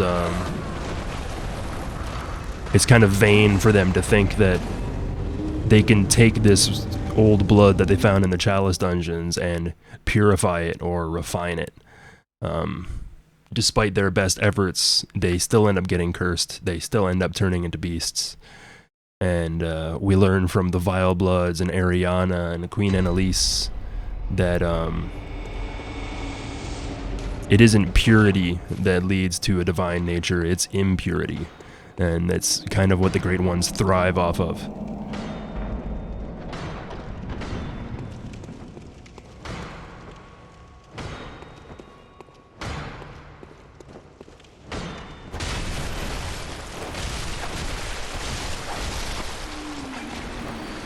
Like even the blood dregs are a good example of this, because they're dregs or lower quality of a resource, but they need these blood dregs in order for the queen to bear the child of blood.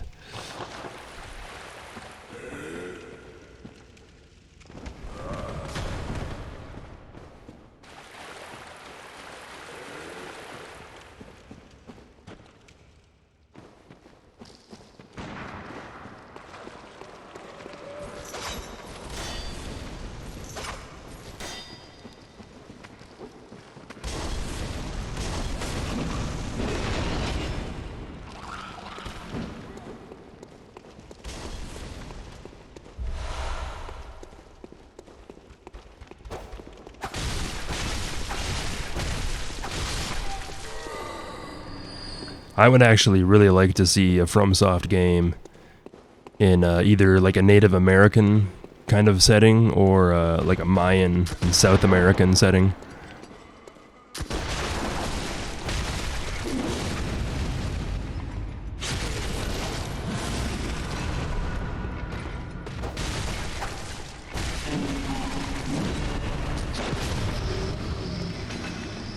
Or even like they've already dealt with Buddhism and Shinto in Sekiro. It would be really cool to see like a Hindu take on all this sort of stuff as well, because there's a lot of crossover between Buddhism and Hinduism, at least when you're talking about the cyclic nature of those cultures and the way that their gods operate.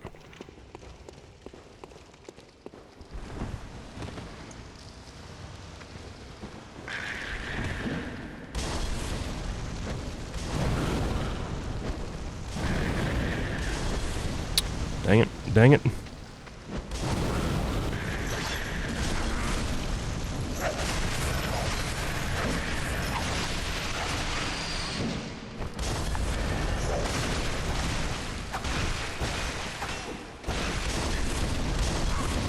Bruh. Where is this fucking point blank Molotovs? Get out of here.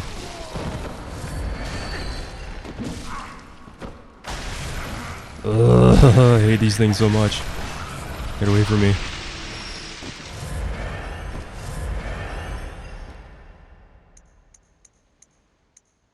used up all my Molotovs already. Alright, these guys are going to be covered in oil, so I should be able to get some extra damage on them in here.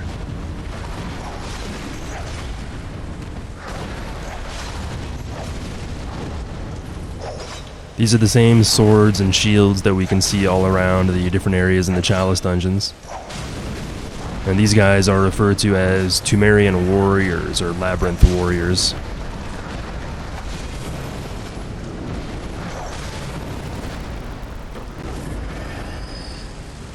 I don't really want to fight them in the oil either, because this guy's got a flame buff. And he already hits me for half my bloody health, holy shit.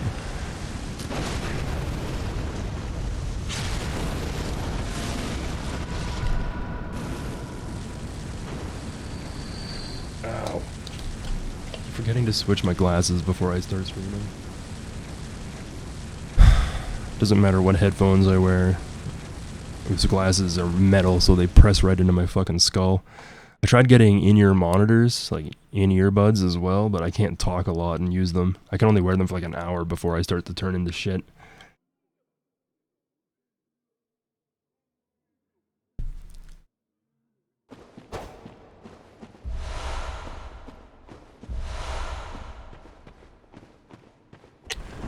While we're on the subject, I might as well bring it up.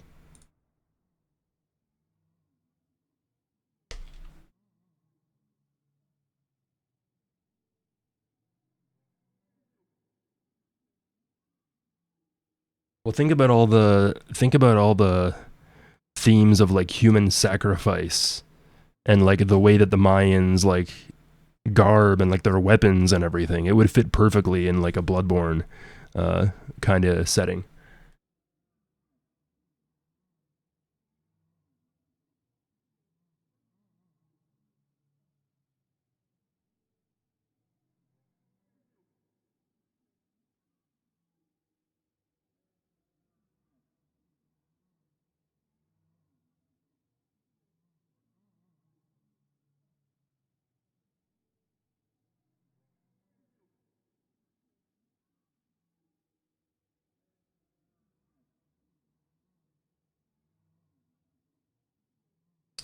But Deracine was a FromSoft VR title, and there's a few references in Deracine to Bloodborne, or something kind of Bloodborne-ish.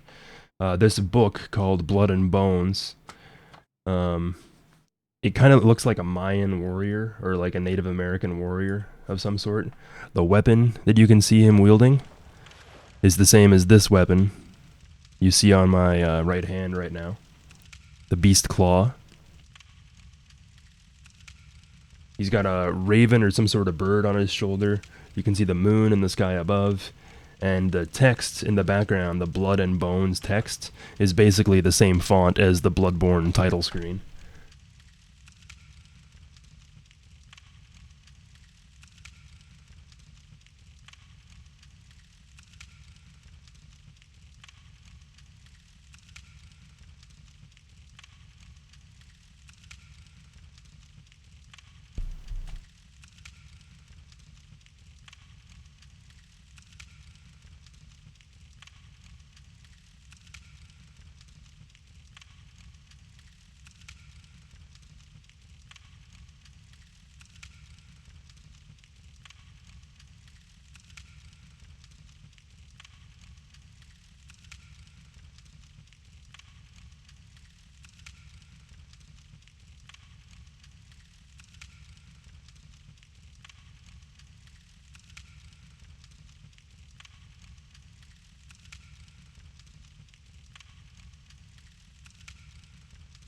The text on the book says, "Prose of some terrible tale.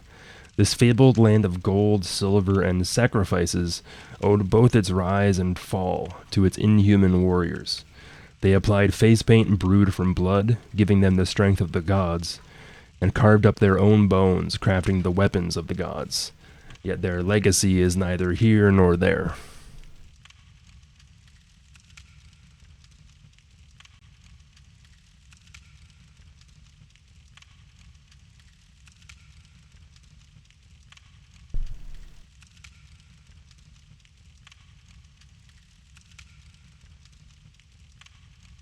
Hi, Fluffy. Nope. No, you are not. But hi.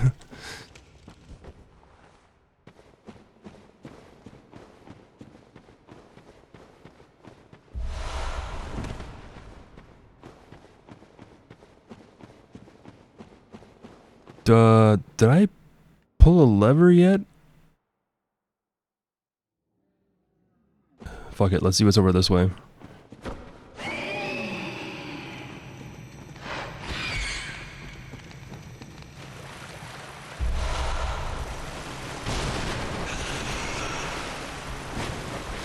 There's just so many boxes in here, goddamn.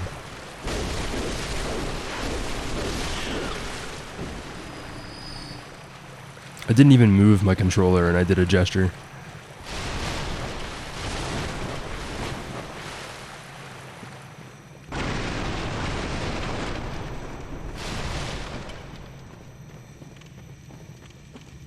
Alright, I'm pretty sure I did everything here.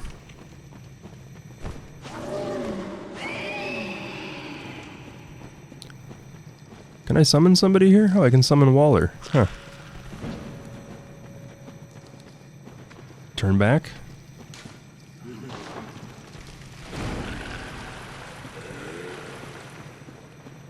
Well, this is my way over in here in the first place. Good. I was worried I didn't hit the lever yet.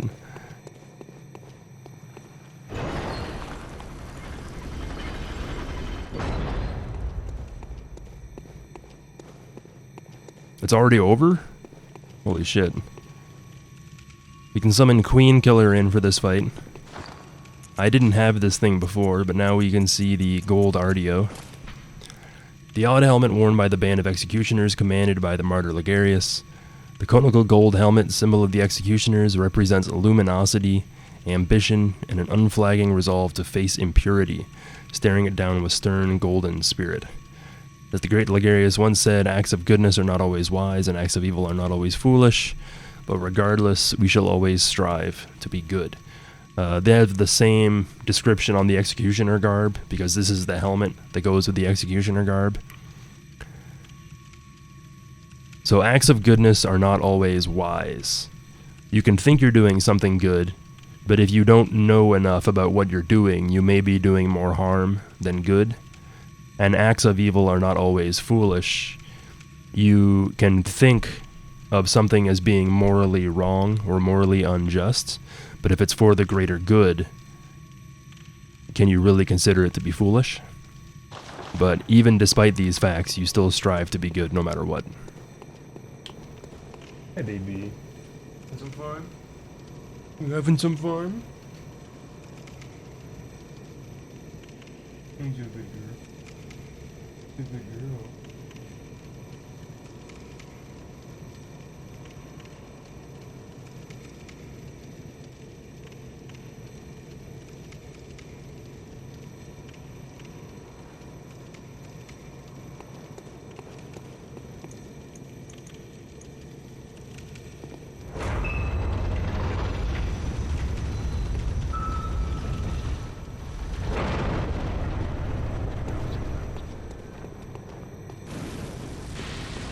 So this version of Queen Yarnham, you can see how her belly is bulging, like she's still carrying the child.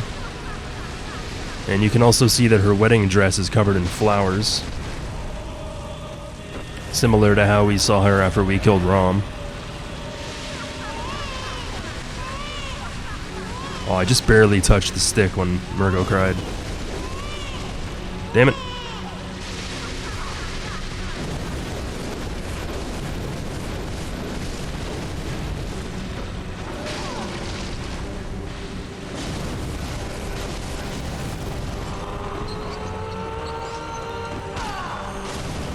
No backstab, TM.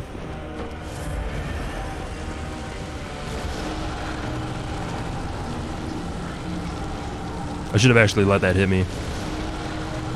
Whee!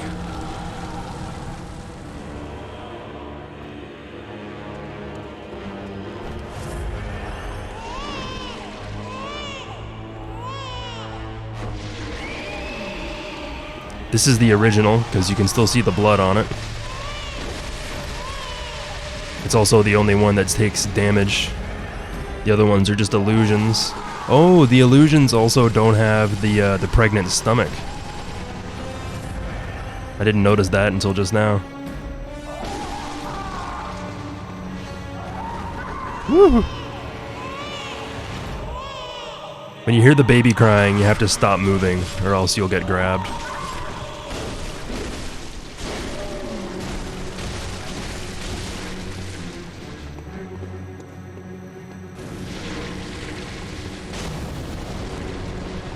The clones do basically just as much damage as the real one, so try to clear them out if you can. Oh, that's the original one. Shit.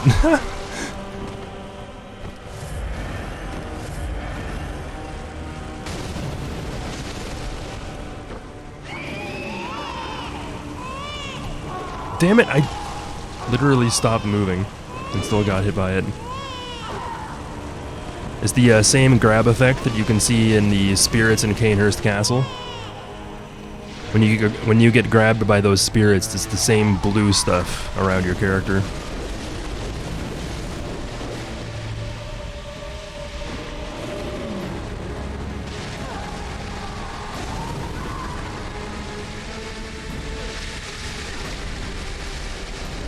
I think I missed the animation for it here, but Queen Arnhem starts off with a dagger, like you can see there. But then she slits her own wrist with the dagger and turns it into a giant two-handed sword made out of blood.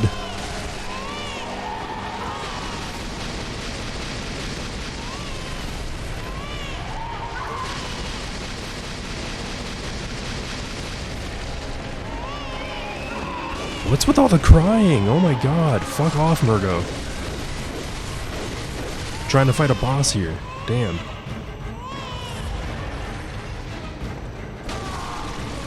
You can also hear that this is the same music we heard during the Martyr Ligarius fight. Because it isn't actually Martyr Ligarius' music. It's Queen Annalise's music. The title of the track is Queen of the Vile Bloods.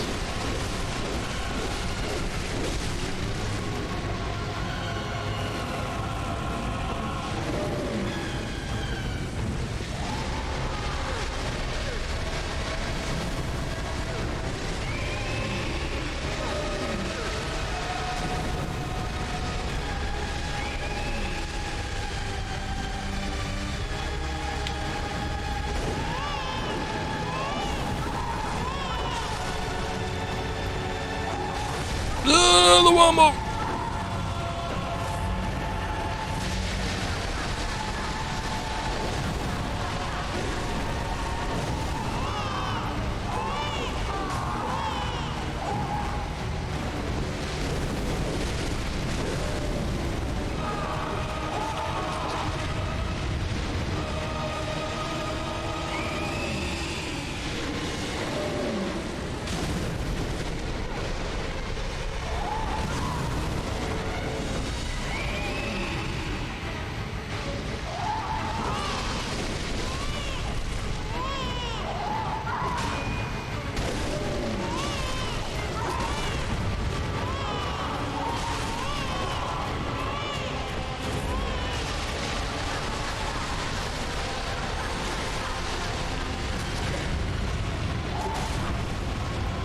Later.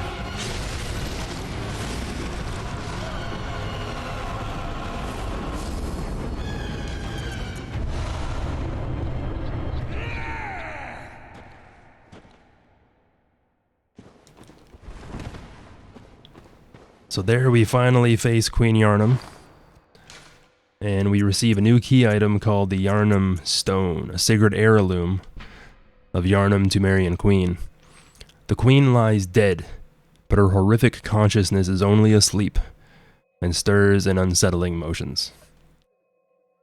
So in the same way that we can die and then relive in a dream, forced to go over the same events over and over and over again, because the Queen Yarnham was in a marriage contract with a Great One and slated to bear a special child, she also has the same kind of capacity. This is why we find her in the Chalice dungeons, as well as on the Moonside Lake, and in the Nightmare of Mensis. She's dead, but her horrific consciousness is only asleep. So we also have a big difference here between Queen Annalise, the Queen of the Vile Bloods, and the Temerian Queen, Queen Yharnam. Queen Yarnham died a long time ago, and her child was also stillborn, but Queen Annalise is undead and is unkillable. If you look closely at the Yharnam Stone, you can see what appears to be an embryo of a human baby inside.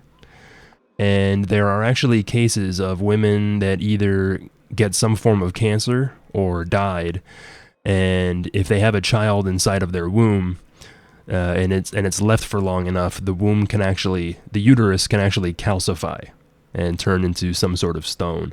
I also believe there's been a few cases of this happening while the woman was still alive. She didn't even know she was pregnant, but then 9-10 months after she was impregnated, she complained of stomach pains, and they removed a full calcified uterus from her womb. So yeah, pretty mortifying. But this confirms two big things. One, that the queen died a long time ago, and this is why we see her in all these different nightmare areas.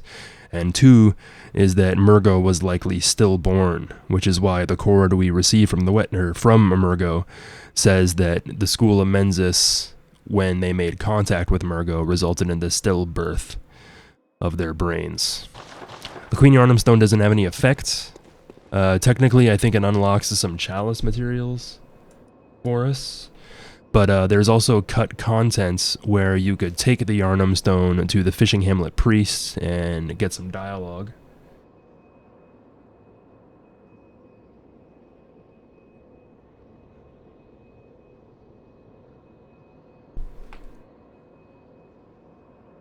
Hello everyone and welcome to another video. My name is Lance and today we're going to be taking a look at some cut content from Bloodborne. Now many of you are likely aware that Bloodborne has an optional final boss encountered deep within the game's Chalice dungeons, and defeating this enemy grants the player an item called Yharnam Stone, which performs no function at all, leading to a long-standing mystery around what the point of this anticlimactic item could possibly have ever been.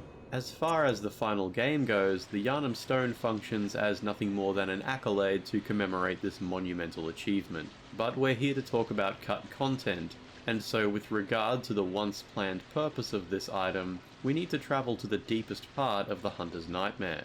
I'm sure anyone who has been to the Fishing Hamlet will recall encountering the Fishing Hamlet priest. Just to remind ourselves, this fellow paces back and forth at the entrance to the Fishing Hamlet, repeating the same chant over and over. Black and white. I must have drifted over. Blood-crazed fiends. Atonement for the wretches by the wrath of Mother Goss. Mercy for the poor wizened child. Mercy. Oh, please. If we interact with him, he'll deliver one of two pieces of dialogue. Atonement for the wretches. Lay the curse of blood upon them, and their children, and their children's children forevermore. Each wretched birth will plunge each child into a lifetime of misery.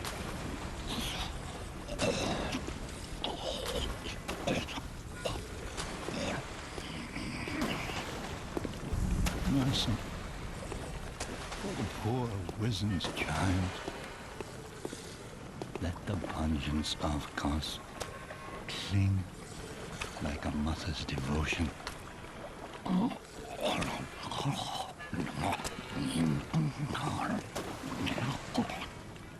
Interacting with him while having the Milkweed Rune memorized will cause him to recite a short poem. Curse here, curse there, curse for he and she. Why care? A bottomless curse, a bottomless sea, source of all greatness, all things that be. Listen for the baneful chants. Weep with them as one in trance. Weep with us. Oh, weep with us. And then award the player an item. Now, one thing I need to point out is that when we defeat the final boss of the fishing hamlet, this priest delivers a voiceover, reciting another poem, bidding farewell to the orphan of Kos, and expressing his hopeful lamentations of the sea's curse.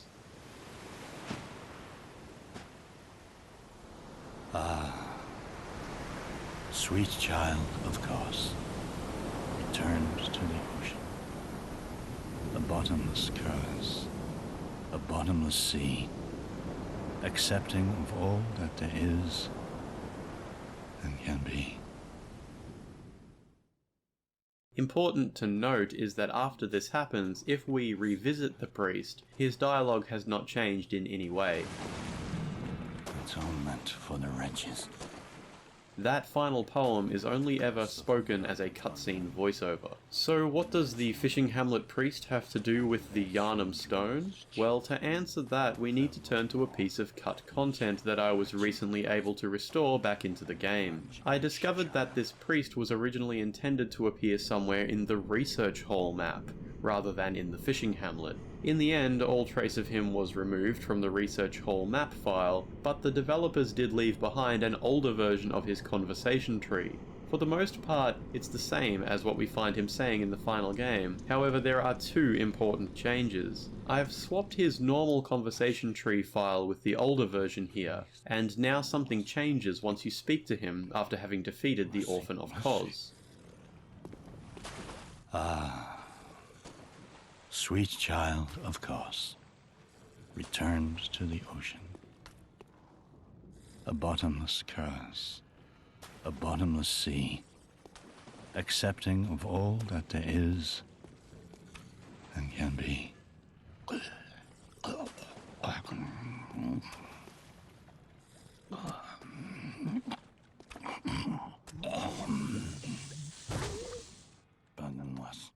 As we can see, the original plan was for his ending cutscene voiceover to actually be delivered to the player face to face. However, and once again after defeating the Orphan of Kos, if we have the Yharnam Stone item in our inventory, something different happens when we speak to him. Now please excuse the fact that I've had to switch the text language to Japanese just for this portion, as this menu was never translated to English. The options here read Give Yharnam Stone or Refuse. Selecting Refuse has no effect, and the priest returns to his rambling. Choosing to give Yharnam Stone results in an entirely unused chunk of dialogue being delivered. Kos, fair child of Kos.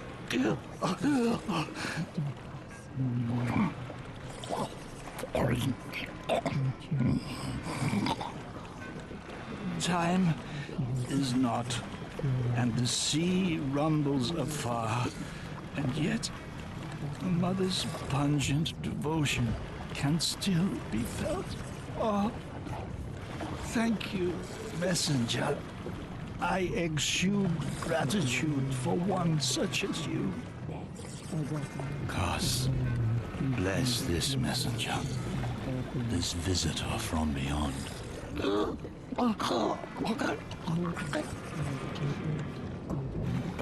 Switching back to English text, although the menu items are not visible, the rest of his unused dialogue does have captions.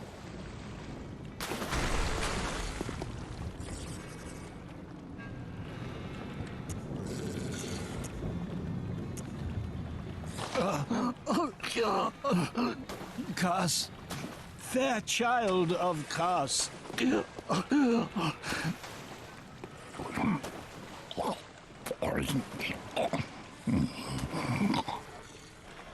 Time is not, and the sea rumbles afar, and yet a mother's pungent devotion can still be felt. Oh, thank you, messenger. I exude gratitude for one such as you.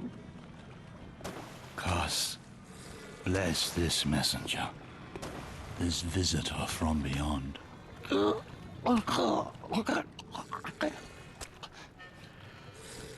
Once this has been done, he has nothing else new to say. So perhaps nothing particularly significant to gameplay, but indeed the Yharnam Stone was once planned to have a small purpose. This priest's reaction to seeing the Yharnam Stone certainly raises some questions about the nature of the item, and why the developers would have removed something like this in the end. For now, that's all I have to say about the Yharnam Stone. Even though it's only a small piece of content, it took me a very long time to get this working, so if you did make it this far, I really appreciate you taking the time to check out my work. If you maybe even happened to enjoy the video, feel free to let me know by hitting the like button or leaving a friendly comment below. As always, I have a lot more left to show,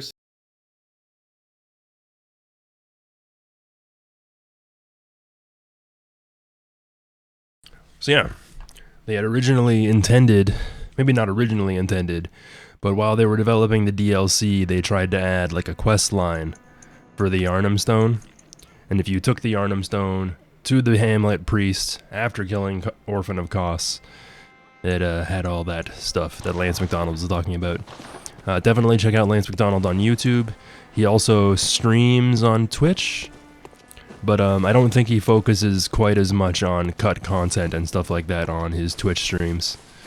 Mostly just cum and other stuff. But so yeah, the Yharnam Stone has no real effect in the final game. It's not part of a quest or anything. But when you kill Queen Yarnham and you get the Yharnam Stone, I believe it also allows you to buy more ritual materials. Alright, maybe it's just going into New Game Plus that does that. So yeah, right now, in the final build of the game, the Yharnam Stone has no effect whatsoever. But I do like the, like, we already kind of know that when people die, their spirits can live on in certain ways. But the Yharnam Stone explains it quite explicitly. The Queen lies dead, but her horrific consciousness is only asleep and stirs an unsettling emotion. This helps explain why we see certain characters in certain forms and certain places that we do. So whenever you're trying to think of, like, why is Maria in the Hunter's Nightmare, and why does she have, like, blood and fire powers? It's likely because Maria is dead, and we're actually fighting her consciousness. Why does Gehrman say all these things that work in favor of the doll and or the moon presence? It's likely because, as the host of the Hunter's dream, Gehrman died a long time ago, and it is just his consciousness that is living on. There's also possibly enough evidence to say that that's something that happens to the main character, the player, as well. If you choose the one ending, you awaken under a morning sun, but if you go into New Game Plus, you still end up doing the same night of the hunt with the same people and the same events over and over and over again. So, is it because we're alive and we're cursed? Or is it because we're dead and it's our consciousness that is trapped in the dream? So it helps explain quite a lot, to be honest.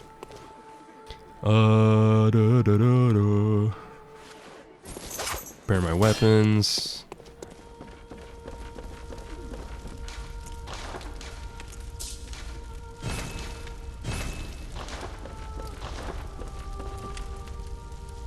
And make my way into the DLC. I already visited the DLC to get some chunks early on.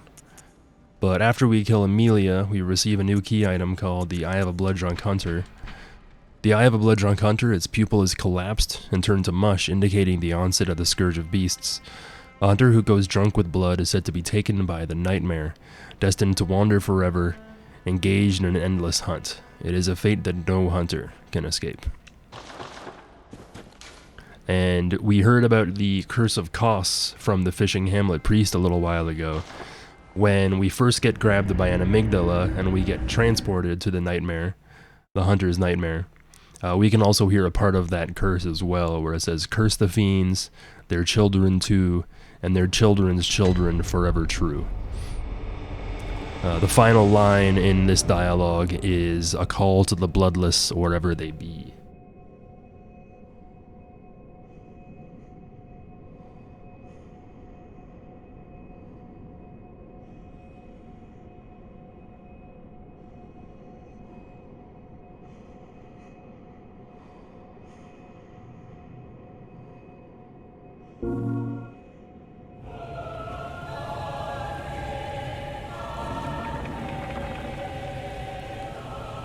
Curse the fiends, their children too. And their children forever. This is the trailer for the DLC. I call to the bloodless wherever they be.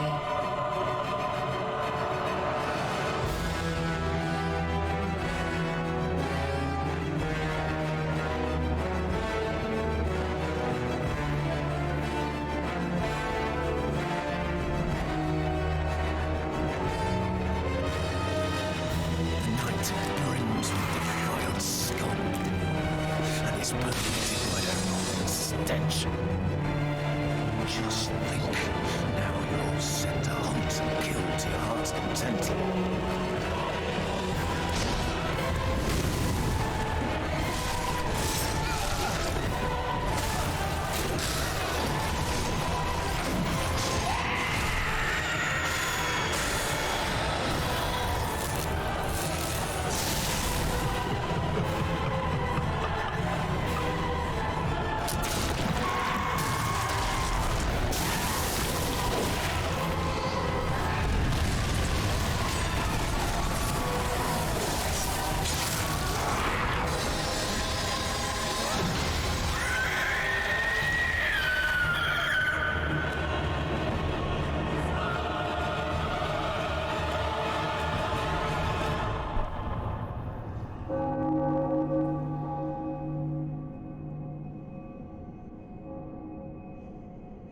P.S.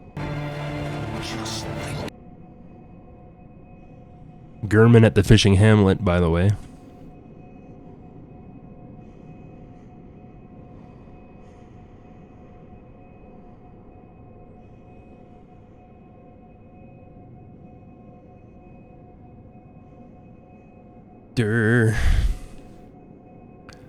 Alright, so when we get to the Hunter's Nightmare, we appear in a very similar area, or familiar area, I should say. This is Odin Chapel. And we go out in a cathedral ward, but we can see things are a little bit different. The buildings are teetering over. Some buildings are mismatched or in a completely different place. And we also have a new astral body in the sky.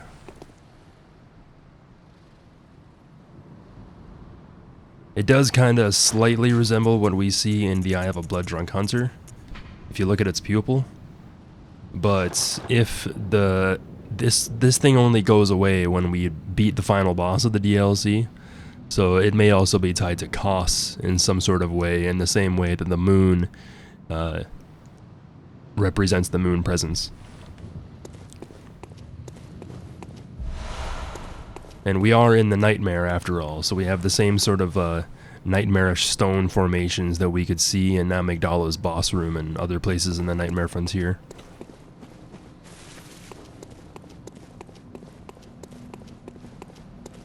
Here we have a blood-drunk hunter. So when hunters become blood-drunk, or even sometimes perhaps when they die, they end up getting transported here to the Hunter's Nightmare. And we'll find out more about them once I get some of their outfit pieces.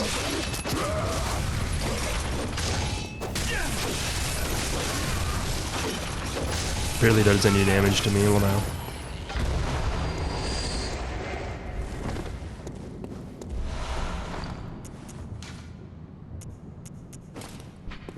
Old hunter cap with a wide brim that hides their sharp gaze. In the old days when hunters were 10 a penny, this was part of their standard garb.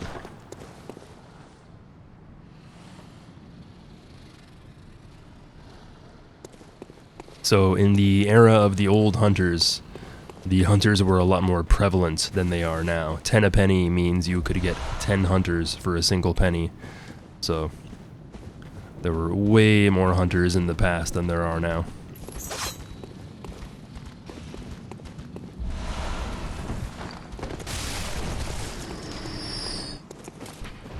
Old Hunter Gauntlets made of brass to protect their weapon-bearing hands. At the time, some hunters believed that certain metals would ward off beast blood. On a night of the hunt, it is no wonder that some resort to superstition.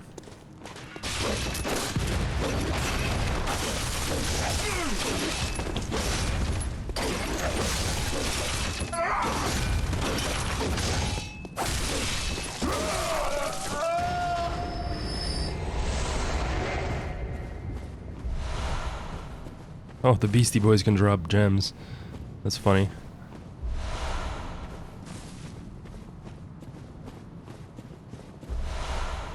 The Eye of a Blood-Drunk Hunter says that hunters become trapped in an endless hunt, and that it's a fate that no hunter can escape. So there's all sorts of beasts and everything here, as well as hunting hounds.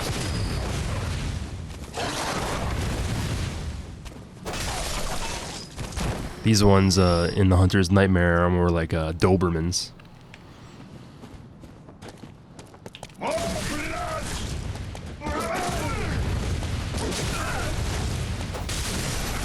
Nice poise.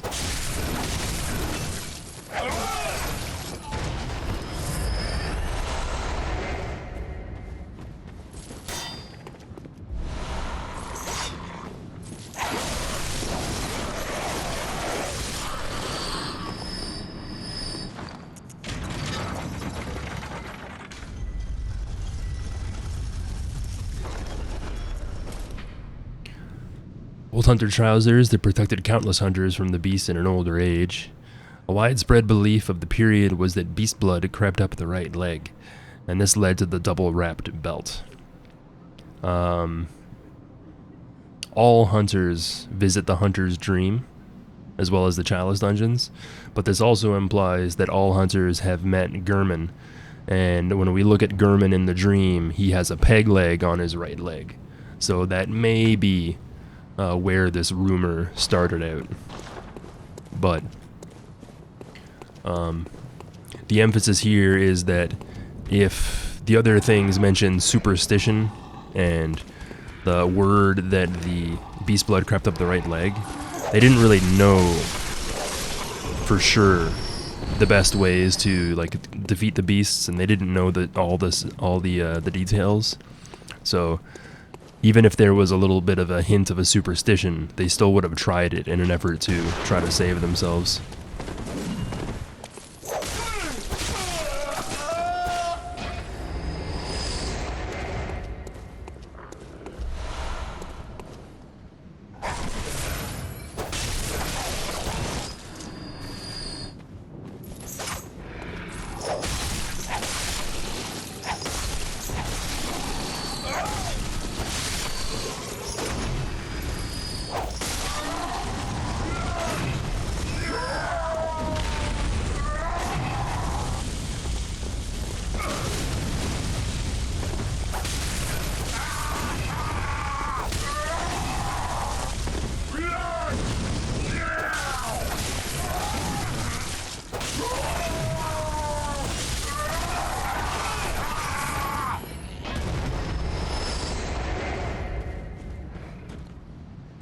Yeah, isn't that why they make like doorknobs and stuff like that out of brass? Because it like kills the germs that are on it, or that end up on it.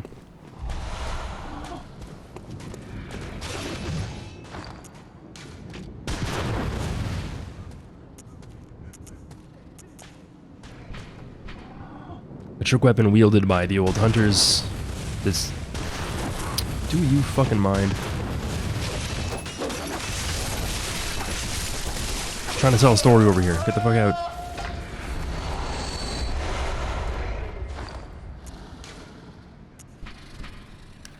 Trick weapon wielded by the old hunters. This thick iron cleaver slices through the toughest of beast hides, and when transformed, the blade splits into sections, allowing one to lash it in the form of a heavy whip. This crude weapon relies on brute force and is regrettably inelegant, suggesting that the hunts of the earliest hunters made for horrific affairs, painted in sanguine blacks and reds. It's basically a strength version of the threaded cane. It's almost unbearably slow for a one-hander, but if you treat it like a two-handed weapon, it seems a lot more appropriate.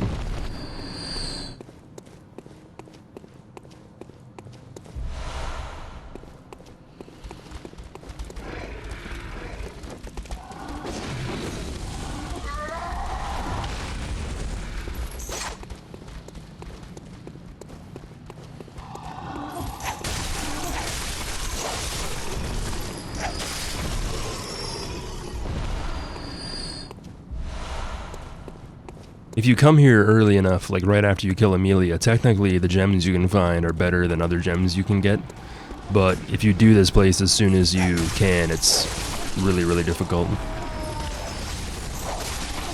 You can also see that the beasts aren't as aggressive as they are in other areas. You don't even need a torch out. They will just be scared of you as soon as they see you.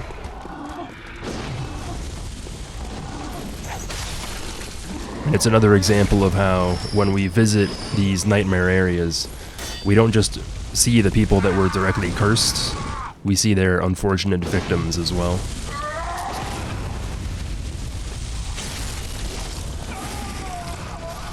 So this area is filled with beasts. You have the lamentable patients of the research hall, and you also have the unfortunate victims of the fishing hamlet.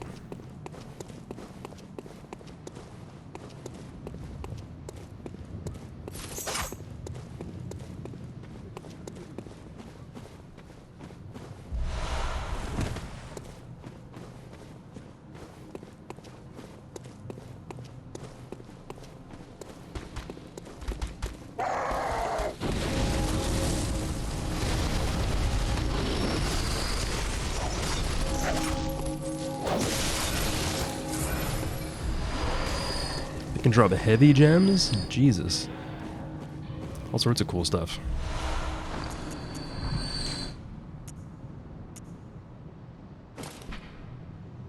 Old Hunter Garb.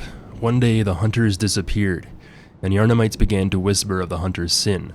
Drunk with blood, chasing after beasts, they would pass on to the nightmare every last one of them. So, when the hunter's nightmare was created, after the sin of the fishing hamlet and what transpired there, all the hunters from that time period got sucked into this place and were trapped there forevermore. This is also the fate of any hunter that ends up becoming blood drunk before they end up succumbing to death through other means.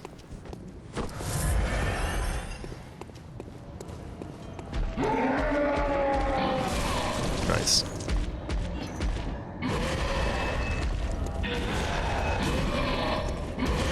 This guy is a nightmare executioner.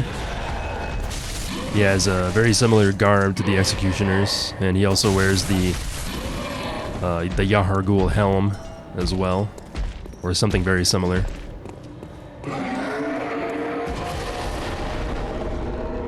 And we can see here that his axe is actually a giant flattened bell.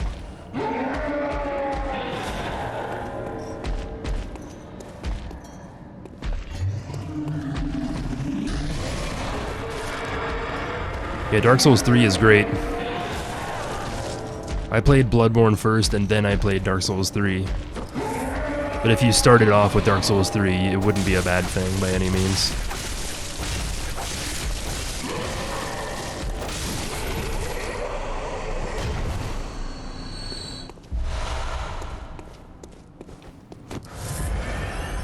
I kind of wish we got that weapon, to be honest.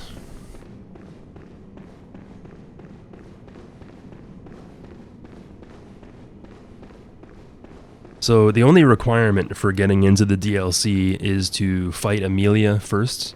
Once Amelia dies, you can get the Eye of a Blood-Drunk Hunter from the Messengers in the Hunter's Dream. So we already know that this is the boss area. So it kind of messes with your memory, because you'd think, oh shit, there's this giant beast in front of me. I might end up fighting this guy as a boss, right? But we just go up to him and we receive a gift. I'm gonna take a screenshot here for reference as well.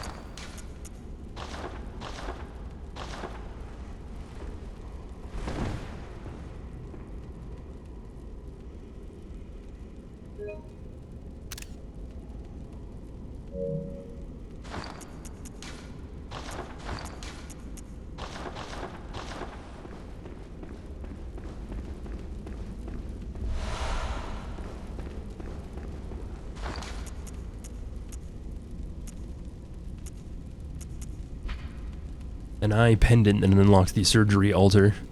There are 2 cathedrals in the Hunter's Nightmare. One lies past the River of Blood, and another contains the private research hall of the Healing Church. Only chosen members of the Healing Church or their lamentable patients can enter the research hall using this eye. Grant eyes to the surgery altar skull. And while I'm here, I'm also going to point out the similarity between the way that we see Lawrence and the statue for the Witches of Hemwick boss room. So take a look at how Lawrence is sitting in the chair, and the chair that's underneath him, it has like this cloth kind of draped over it. And if we compare that to this, you can see that they're lying in the same position, and it's basically the same chair. This is also possibly a reference to La Pieta, which was a sculpture by Michelangelo, depicting the Mother Mary and an injured Jesus before he was reborn, or whatever.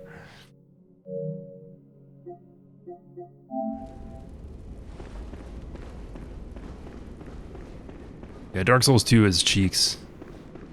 Dark Souls 2 is absolute dog water. It has its moments, and like some of the enemies and the levels are cool, but everything about that game is fucking garbage as far as I'm concerned. It is like Dark Souls 1, Dark Souls 3, Sekiro, Bloodborne. Even if you're struggling, they're enjoyable, but I found it really hard to find any redeeming qualities in Dark Souls 2. If people like Dark Souls 2, that's fine, but I am not one of those people. So, typically, people think that the Hunter's Nightmare is just Yarnham in the past, like it's like a past version of Yarnham, but you have to remember that the nightmares and dreams are built on memories of the past. So, typically, if we were in Cathedral Ward right now, we'd walk up to the Grand Cathedral, and if we turn right, we would go to the path that leads us to the Unseen Village. There's like a circular kind of platform, and then we go to a giant shrouded church that takes us to the Unseen Village. However, when we go this way here, we see a second Grand Cathedral in the distance, and we're in a place that more closely resembles central Yarnham. So the Hunter's Nightmare is not the past. It is a twisted memory of the past.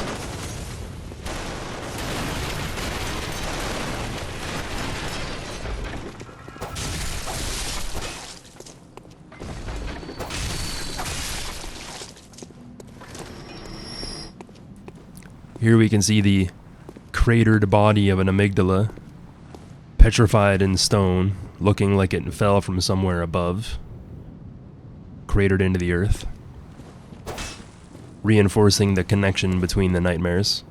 We never actually see amygdala in this area. We don't fight an amygdala boss. We don't see them clinging to the buildings. But the implication here is that the nightmare areas are more connected than they might originally seem.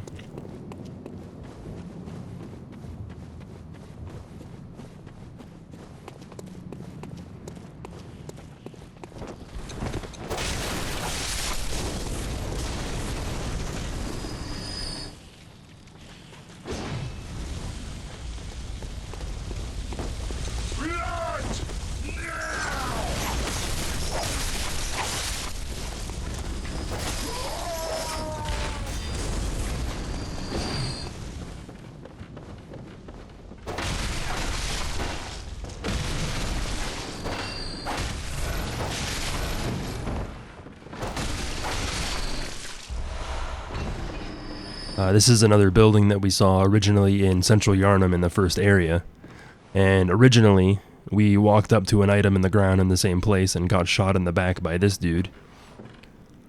But if we walk up behind him and take a look, we can see that he's actually dead and keeled over in his chair. The other interesting thing is that this is the only one of the church ministers that has the hat. If you remember the opening cutscene of the game where we received the transfusion, and the entire series of the game starts after that, that church minister also had a hat. So I'm not necessarily sure if they're the same guy or anything, but either way, he did.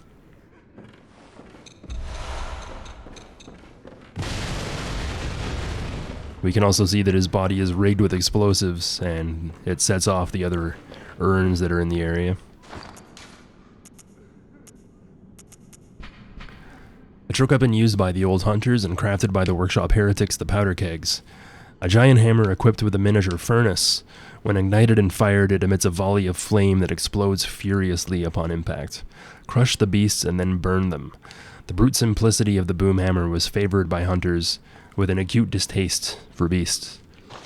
A lot of people find this weapon kinda underwhelming, but if you outfit it with the right gems, usually nourishing with physical attack rolls, you can actually do quite a lot of damage with this thing, and with the right gems, this is one of my favorite weapons in the game. It appears like a normal mace when you have it untricked, but when you trick it, you flick the igniter against your shoulder and ignite the furnace like a lighter.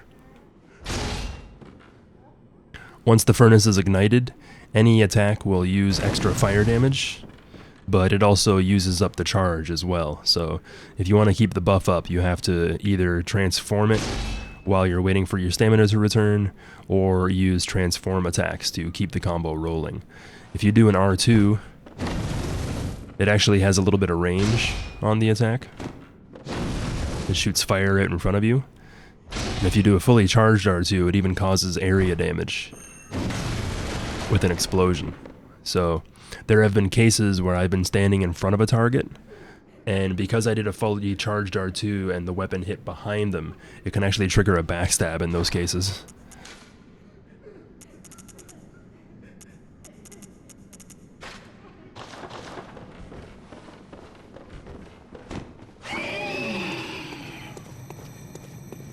We find some beast blood pellets right here, and this is likely because we fight a beastie boy.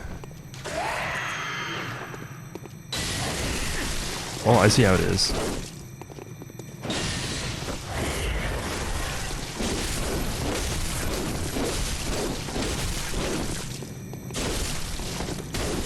I'm not in here with you, you're in here with me!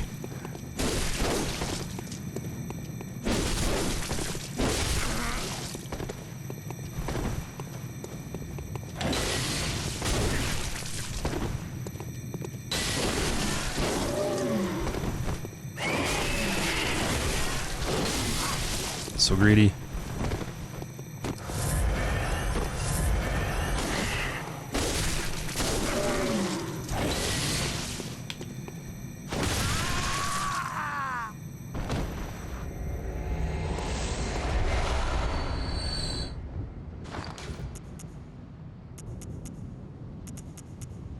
Firing hammer badge of the Otto workshop, precursor to the workshop of the heretical powder kegs. The powder kegs were driven by singular ideas and crafted strange weapons of great intricacy. It is clear that the philosophy of the powder kegs was already established at this time. A firing hammer is what cocks back on a gun and strikes the bullet, or however the mechanism works. And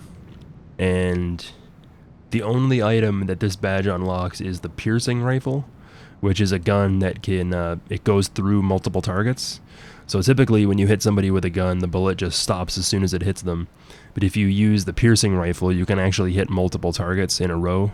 So if they line up in like a narrow hallway, you can use it to great effect. I'm not necessarily familiar with the etymology behind Otto. I remember I tried looking it up a little while ago, but I couldn't find anything conclusive.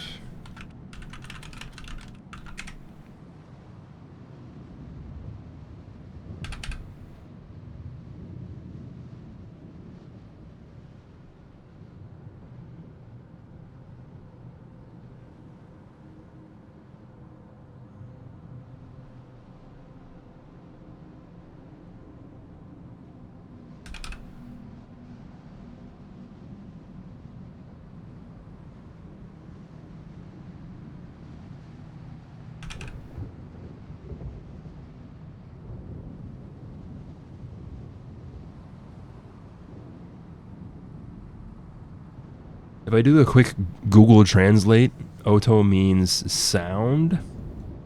I'm not really sure how accurate this stuff ever is, so I never really try to rely on it, but I'm not necessarily sure what Oto means. Oto to me sounds distinctly Japanese, but nothing about like the powder kegs or anything is distinctly Japanese, so I'm not really sure about any of that.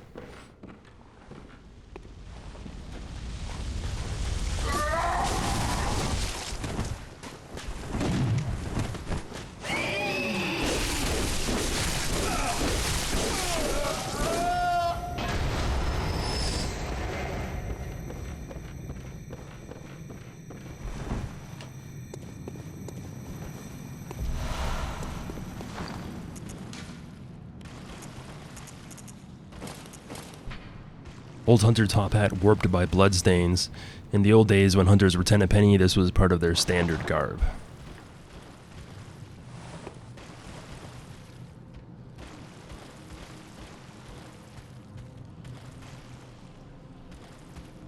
I got that fit.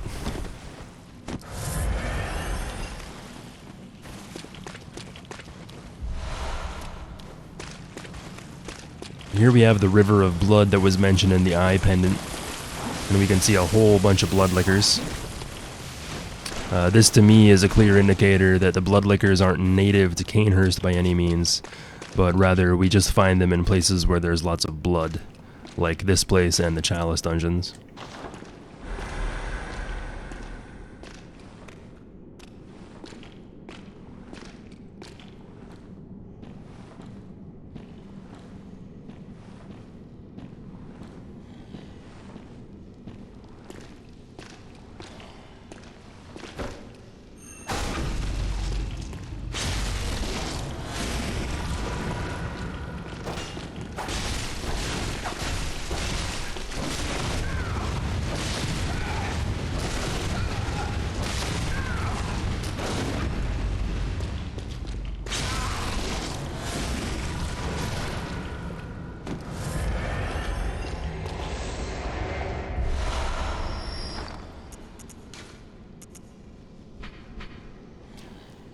The Gatling Gun is a highly customized portable version of the stationary Gatling Gun operated by the old hunter Jura in Old Yarnham.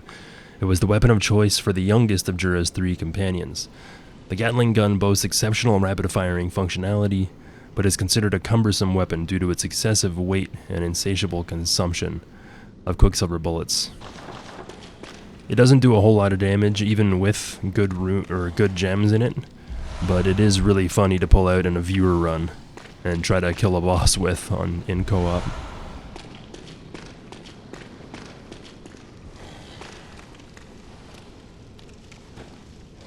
You can see a bunch of tomb mold growing up out of the bodies collected down here. And we also have a bunch of beasts at the end of the cave, including a full-on blood-starved beast.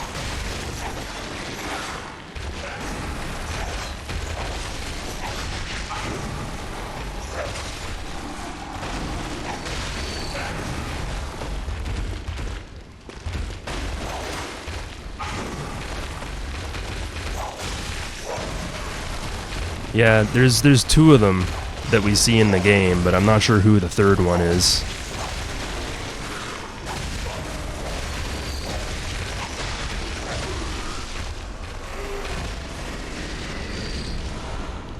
The guy underneath Jura and the Gatling Gun guy both wear the charred hunter garb, and the only NPC that wears the same outfit is Beastclaw Yosef in the Chalice dungeons.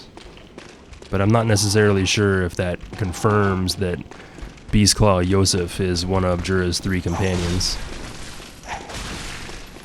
But he is the only other person wearing the outfit, so he's the most likely candidate.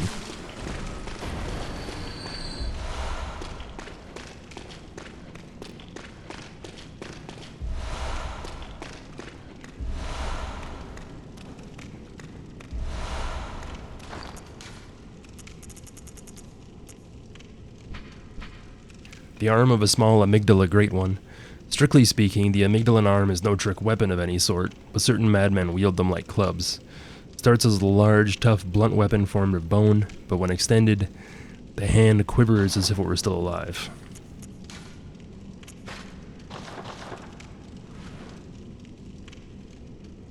Colloquially called the chicken wing.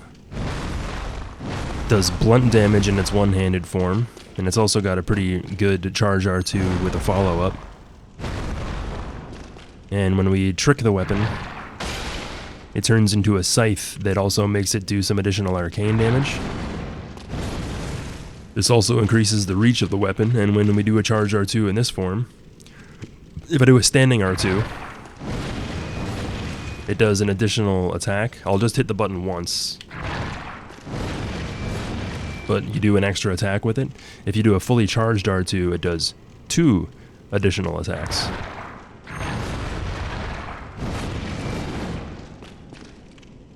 And it's not really the strongest weapon in the game, but it is kind of fun to use, and it's very, very eldritch.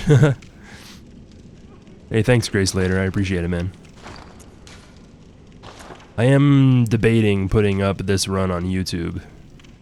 I keep saying I want to wait for the perfect Bloodborne lore playthrough, but I might as well just put one of these fucking things up. Like, there's no use in trying to be a perfectionist about it. What a Peace Claw.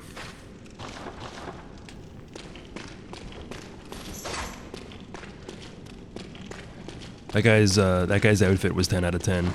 Easy.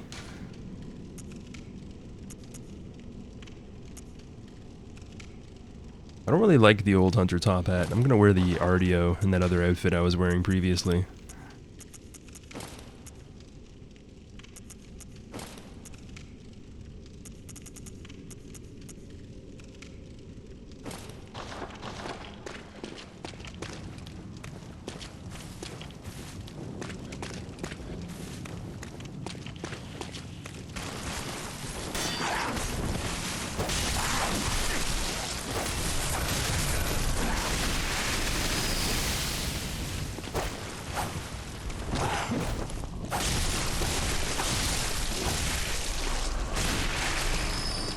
Pretty sure these guys can drop blood tinged gems here as well.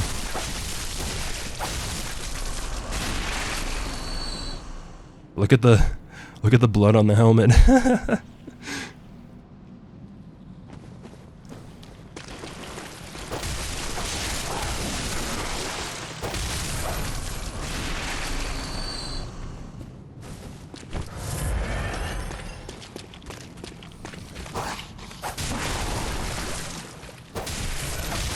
I've got so much physical defense that these things barely do any damage to me here.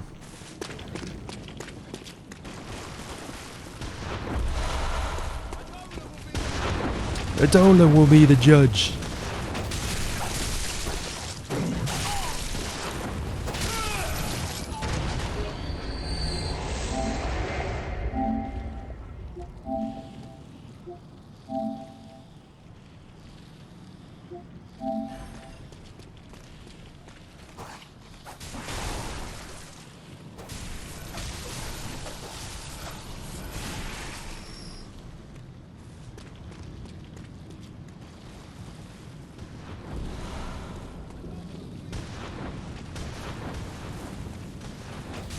Very rare dialogue, where occasionally the Yarnhamites, or the huntsman, will say, Adola will be the judge.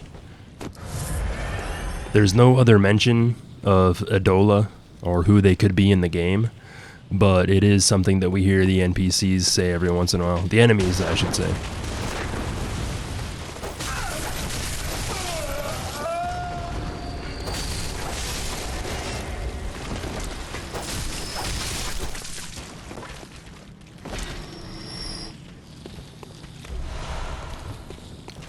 The rare lines of dialogue you hear from those guys are death to the minister and Adola will be the judge.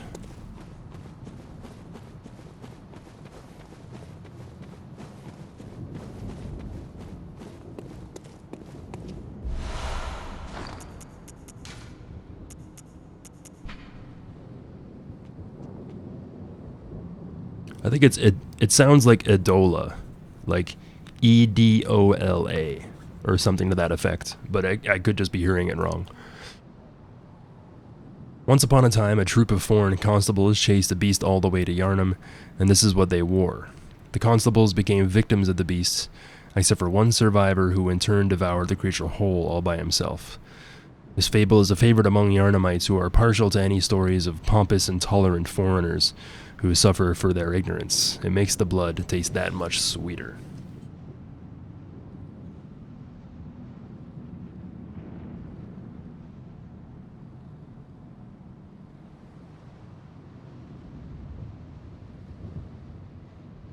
So I'll talk more about the constable later, but I do like this line at the end, because Yarnhamites are partial to stories of pompous, intolerant foreigners, but Yarnhamites themselves are pompous and intolerant. So it just lends into the hypocrisy and ignorance of Yarnhamites as well as the church.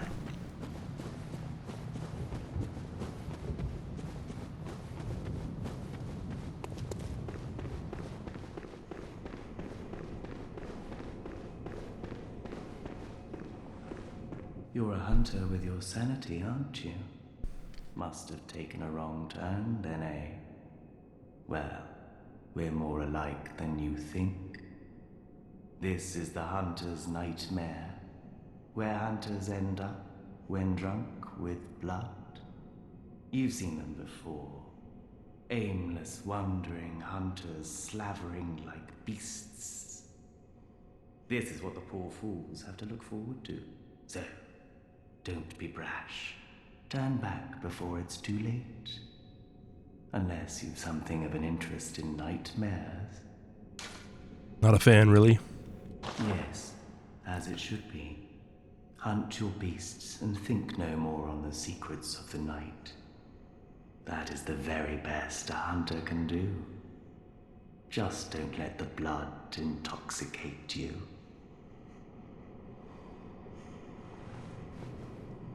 What now?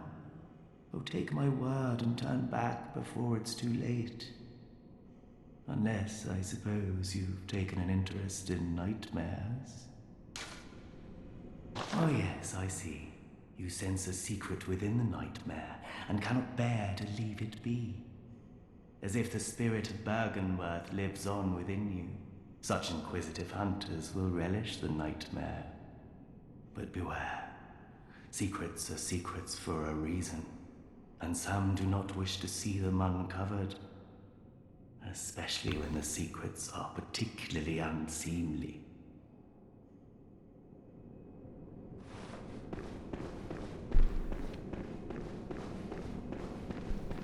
So there we have Simon the Harrowed, and we'll learn more about him later on.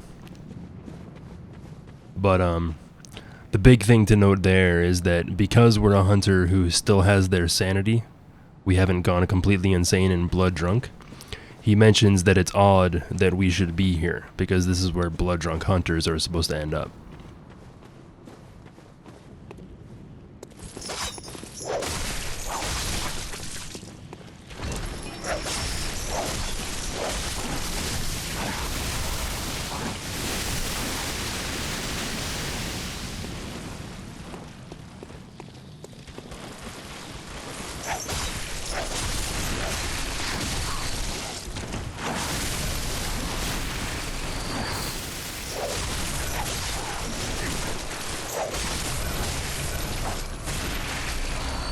There we go. Just trying to get one of those.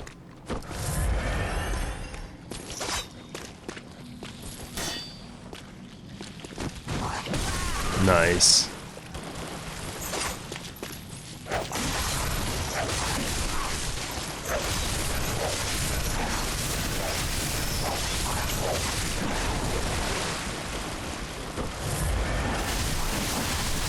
Please dodge. Like, I'm getting stun locked by spit. Feels bad.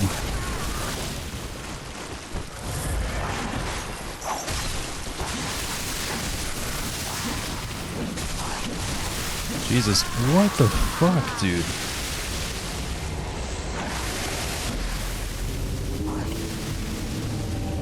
See why I never fight these things here? It's basically never worth it.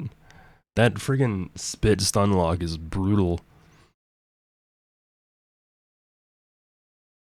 It doesn't matter that I'm already poisoned. Just keep applying the poison. Yeah, that's great.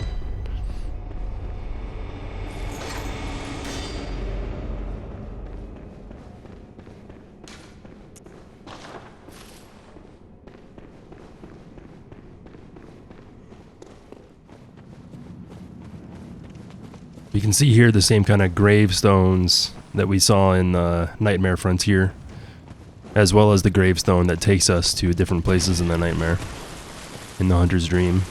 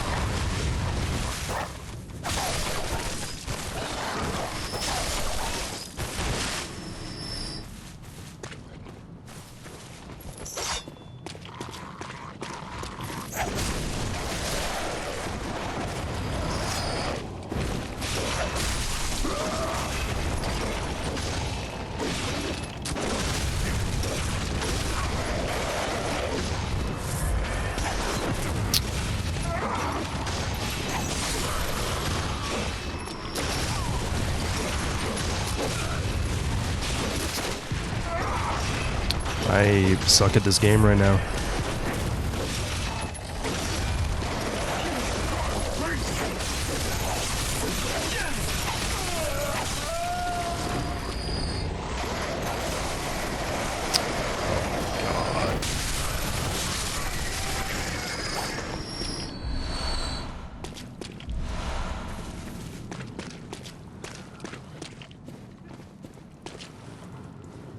These are the same kind of stone formations we can see in the Nightmare of Mensis, except these ones have plants on them this time, and they're covered in blood. Now we can also see that these dead dudes aren't necessarily 100% dead either.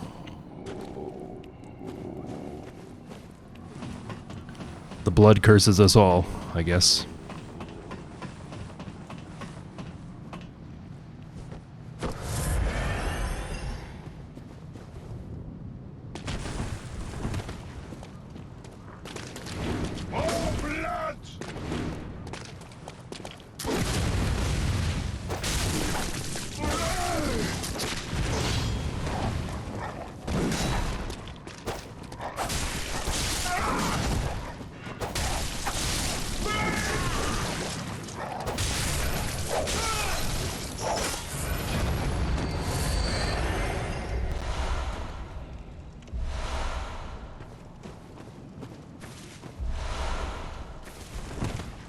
So the safe is the weapon that guy we just saw was using. A trick weapon used by the old hunters, a second blade is found inside the curve of the main one. In its initial form, the safe can be wielded like a long curved sword, but when transformed, its blade is contracted, allowing for quick repeated stabs. Although this trick weapon allows for adaptive combat, it was later replaced by saws and similar weapons that were more effective at disposing of beasts. And so untricked, the weapon is extended and has these kind of long sweeps, and it also gives us a charge R2. When we trick the weapon, we contract the blade, and the R1 will have a scoot. You see that how I scooted forward there a little bit? You can actually use this to evade objects or projectiles like bullets and fireballs. And when we use the trick attacks on this weapon and switch forms, that either scoots us back or towards the target. So it's a really quick weapon, and we can use it to not only evade attacks, but close or create gaps with the targets if you learn how to master it appropriately.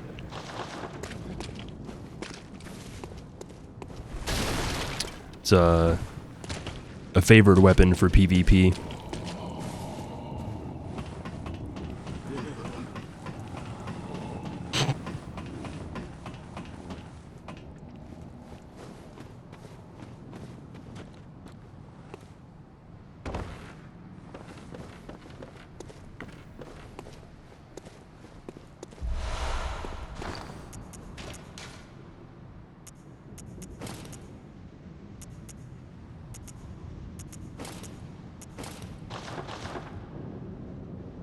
So here we have the Constables Garb. So later on, if we, when I go back to the Forbidden Woods, we can see that Volter is wearing the same outfit, and we complete the set by acquiring the helm from him as well. So when it's talking about a troop of foreign constables, and the one survivor who in turn devoured the creature whole all by himself, this is Volter, not only because he wears the same outfit, but when we complete Volter's quests by crushing 5 vermin and then talking to him in the Forbidden Woods, we can summon him instead. If we don't crush 5 vermin, he's Volter, Master of the League. If we complete his quests, he becomes Volter the Beast Eater. So Volter was the one who devoured this beast all by himself.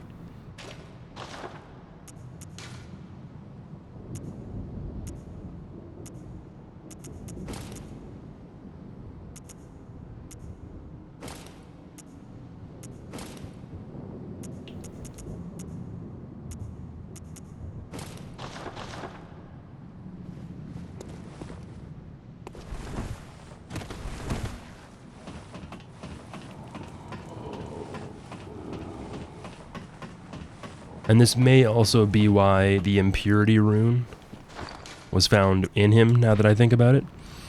This rune, discovered inside the Forbidden Beast Eater, came to symbolize impurity and the oath of the League. So, a hunter who consumed a beast whole, and then a rune was found inside of him that represented impurity. Vermin are the items we receive not only from a few of the enemies in the Hunter's Nightmare, but if we kill bosses with the Impurity Rune equipped, we can also receive vermin. A centipede-like creature discovered on successful hunts by League hunters. Vermin found hidden within filth are only seen by League confederates and are the root of man's impurity. The League has assumed the task of finding and crushing all vermin. Perhaps there is some mercy in the madness. Those who wish to see vermin can, and those who choose to are provided with boundless purpose. Now, Volter, I think his dialogue kind of loosely implies, or no, the description here says that these things are the root of man's impurity, but you can find these in all the bosses that we fight. But I guess it's important to remember that a lot of the bosses that we fight are either human or they used to be human. So maybe there is some truth to it at the end of the day. And I did mention this earlier, but Centipede have a big tie-in with impurity, not just in Bloodborne and Sekiro, but in Japanese culture as well. In Japan, centipedes are huge and they're ridiculously hard to kill, so they can be considered immortal in that regard. I'm not really sure what the lifespan of a centipede is, but they also represent impurity, because centipedes have to lay their eggs in stagnant, still bodies of water, and you can also find centipedes in like the corpses of animals and stuff like that in detritus. There's also a Japanese legend about a warrior who wanted to climb a mountain, but there was a giant centipede that was circling around the mountain, and the centipede was immortal, but he remembered that centipedes don't like human spit. So he spit onto his arrow and shot it into the eye of the beast, and it died. And if I remember correctly, when he did this, a dragon granted him immortality or something to that effect. I can't really remember the whole legend, but the legend is more relevant to Sekiro than it is to Bloodborne. The main takeaway here is that centipedes are tied with impurity and stagnancy. The Japanese translation of the Impurity Rune actually is the word stagnation. So it isn't called the Impurity Rune in Japan, it's called the Stagnation Rune. But stagnation is not something that Westerners are as familiar with as they are in Japan, so that might be why they decided to change the name of it.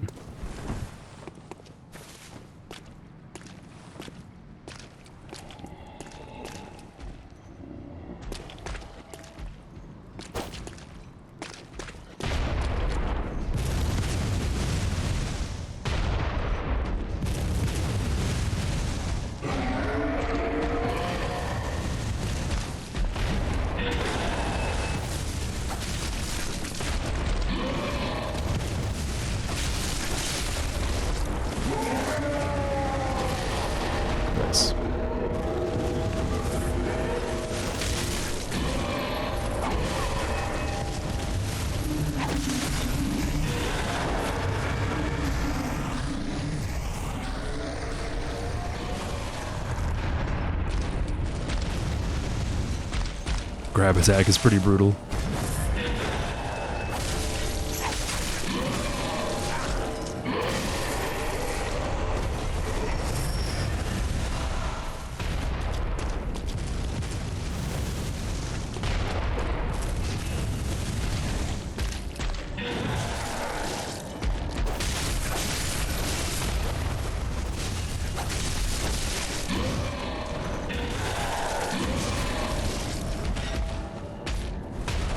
Oh, I rolled right into that. Oh my god.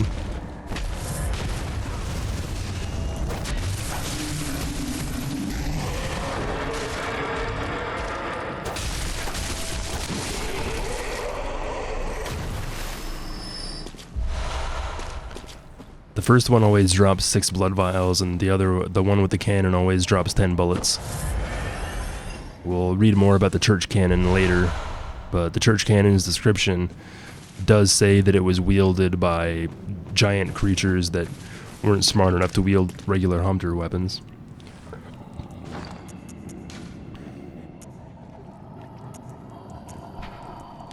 Garb of the Madaras twins, denizens of the Forbidden Woods, likely belonging to the older of the two. Both the twins became hunters and brought back and dissected their beast prey in order to support the villagers in their forbidden research. I think it's the Madaras whistle that explains more about the twins, but the younger Madaras twin is the one that we can summon if we're a member of the League, and the older twin, who the younger one killed, is likely the corpse that we saw there.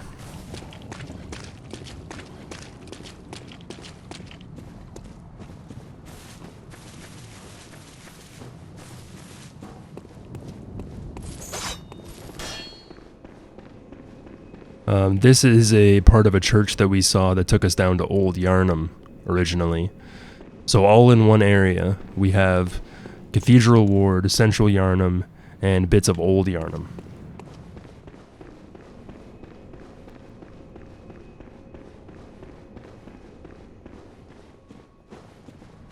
We can summon Henriette here.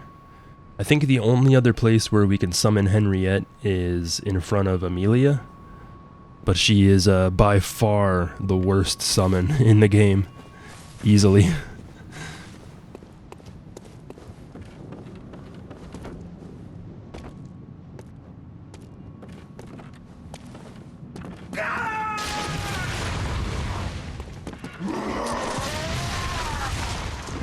This guy hits really hard. Okay, down in the pit with you.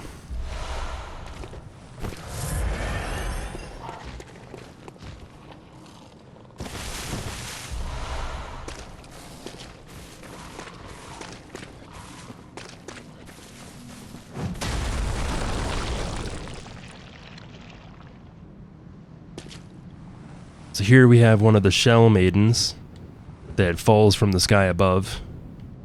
Later on, we find out that above this plane of existence lies the secret of the fishing Hamlet. So, much like the amygdala that we saw on the bridge previously, this is not only just a hint of things that are to come, but it's a sign that even though we can't see anything in the sky above us, the nightmares are layered in ways that kind of trick your perception into not being able to see whether they're there or not.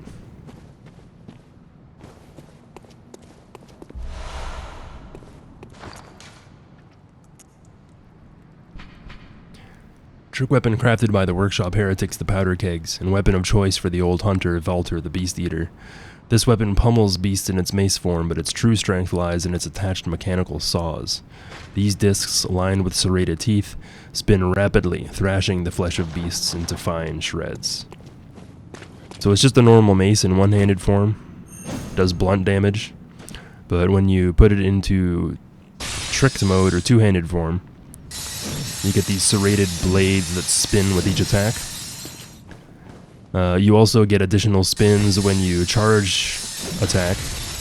So even though you'll do one attack, it'll do multiple hits once it actually strikes them. And if we hold down L2 in this form, the blades will spin independently. And I've actually killed bosses using just the L2 before. It's very, very strong. Maybe a little bit too strong. The whirligig turns the entire game into a joke, basically. It's definitely probably the strongest in the game. Definitely, probably, yes.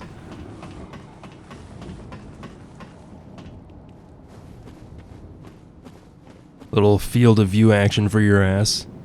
It wants to put the emphasis on the Grand Cathedral and the astral body off in the distance here. So the camera zooms out a little bit and gives you a different field of view. I would actually like it if the game was this field of view the entire time, but it would make some of the narrower and smaller... It would make close quarters combat a little more difficult, to be honest.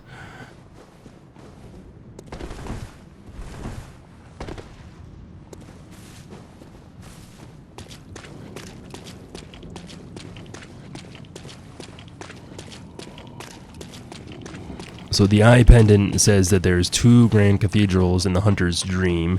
It says Hunter's dream, but I think it's supposed to mean the Hunter's nightmare.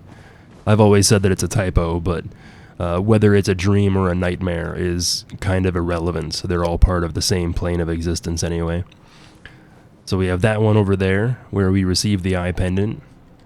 And then we have this one over here, which contains the research hall. The only real difference between them is that the astral clock tower here has a little bit of a blue kind of greenish tinge to it.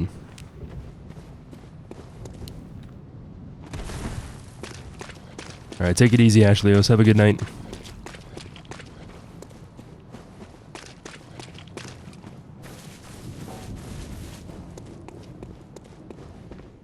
I was gonna go back to the dream, but I don't really need to. I'm probably just gonna demolish Ludwig anyway.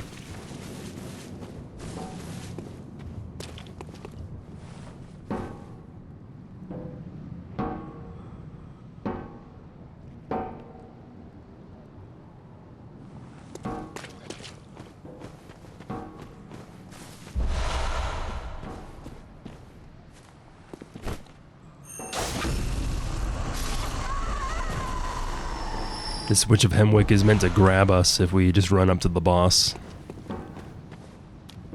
And this little guy here definitely represents all the people that got stuck on Ludwig and then never got past him.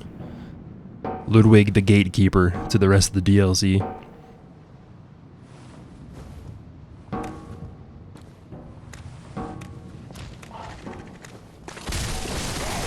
I hate birds. Get out of here.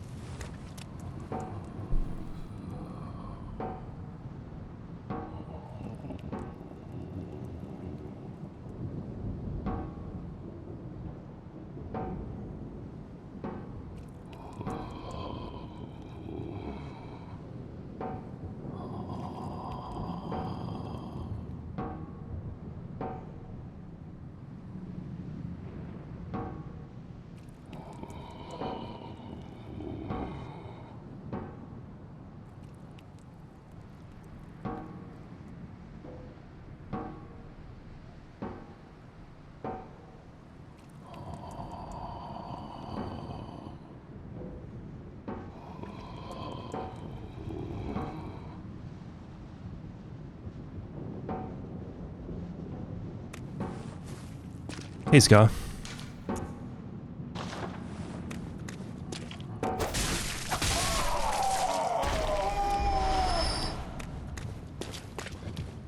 So if we have the Impurity Rune on, we can summon Volter here. I think the only fights we can summon him are Ludwig and Lawrence, if I remember correctly.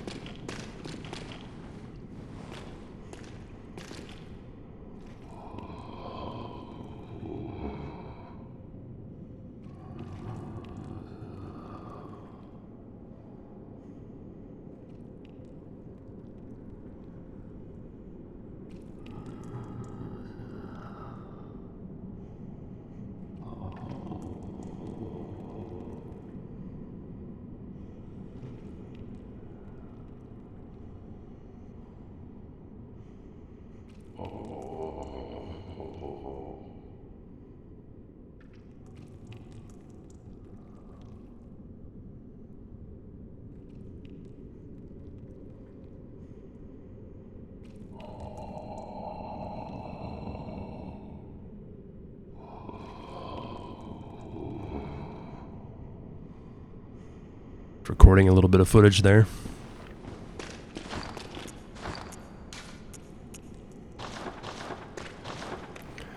Alright, so at the end of the River of Blood, at both ends of the River of Blood, I should say, we see a bunch of these corpses everywhere. But this is supposed to be the source of the river. You can see that there's even more corpses down here at the end. And here's where we fight Ludwig the Accursed. Ludwig was the first healing church hunter. There's German, the first hunter. And then Ludwig, the first healing church hunter. We have a few items that refer to him. The silver sword is a symbol of the church hunter. Ludwig was the first of many healing church hunters to come, many of whom were clerics. As it was, clerics transformed into the most hideous beasts. The radiant sword indicates the heirs to the will of Ludwig.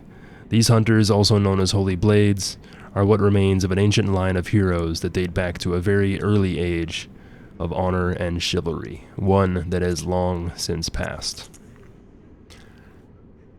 Ludwig's holy blade. It is said that the silver sword was employed by Ludwig, the first hunter of the church. When transformed, it combines with its sheath to form a greatsword. The healing church workshop began with Ludwig and departed from old German's techniques to provide hunters with the means to hunt more terrifying beasts and perhaps things still worse.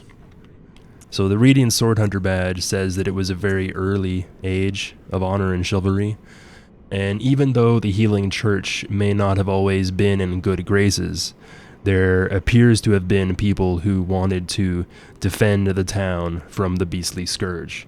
And I believe that's what this is supposed to refer to. When we talk to Ludwig at the end of the fight, he seems very concerned with whether or not the people who went on in his stead went on to defend the people, or whether they became blood-crazed beasts the same way that he did. So we see this kind of shift in the church where Lawrence knew to fear the old blood, yet he ended up messing around with the blood ministration and the imbibement of blood regardless. And we can hear differences in the prayers that Amelia says as well. When we fight Amelia before entering the DLC, she says, feast upon the old blood. Our thirst for blood satiates us, soothes our fears. But then when we run into the NPC saying the same prayer after this fight and leading up to the research hall, she omits any reference to eating the old blood or the thirst for blood. It's the same prayer, but it doesn't refer to the imbibement of blood. So there appears to have been a shift at some point with the church and its hunters, where they were no longer concerned with defending the people from the beastly scourge. But we can even see this in the Black Church Hunter outfit, where it says that the most healing church hunters are elementary doctors who understand the importance of early prevention of the scourge, achieved by disposing of victims and even potential victims before signs of sickness manifest themselves. So even if they didn't necessarily have signs of the beastly scourge, the healing church hunters nowadays would kill people just to prevent it from spreading.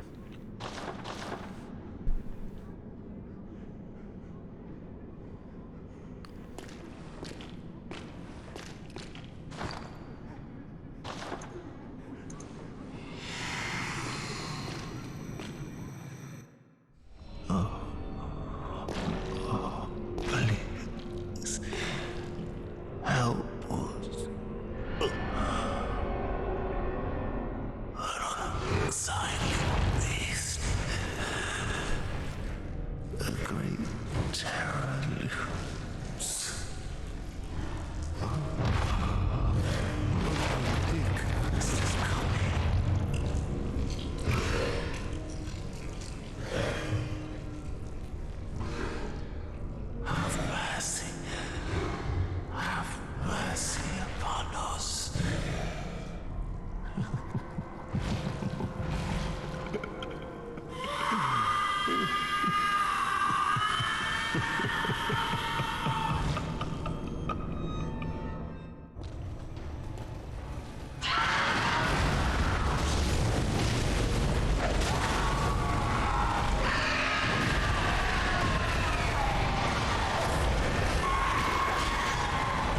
was weird.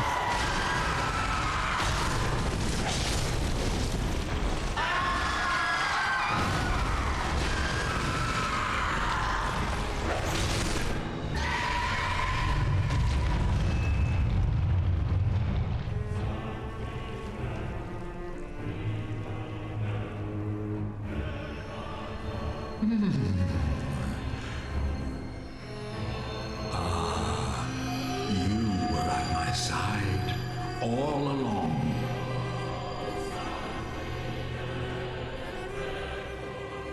My true mentor, my guiding light.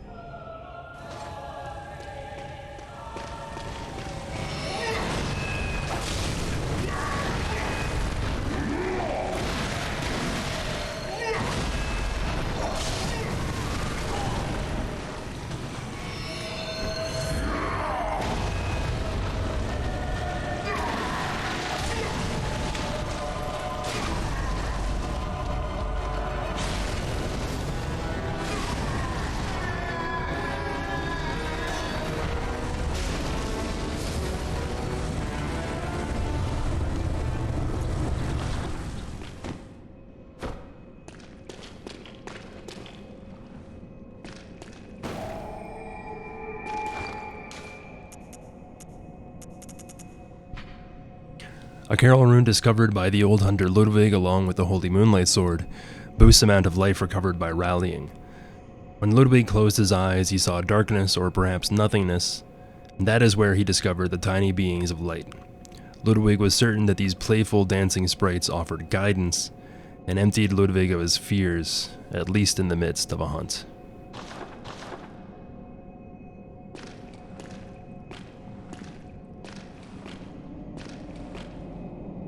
Good hunter, have you seen the thread of light?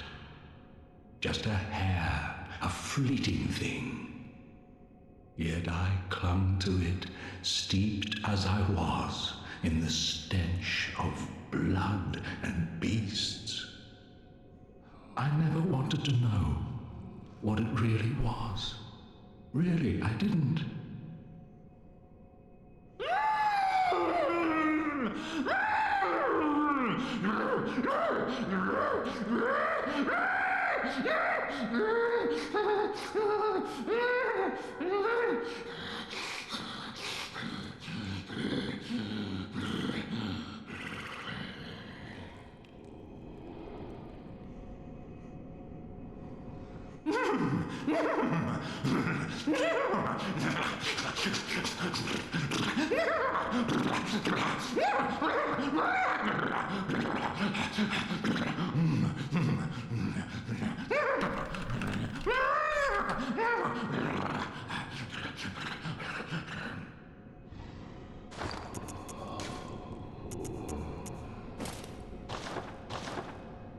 Tell me, good hunter of the church, have you seen the light?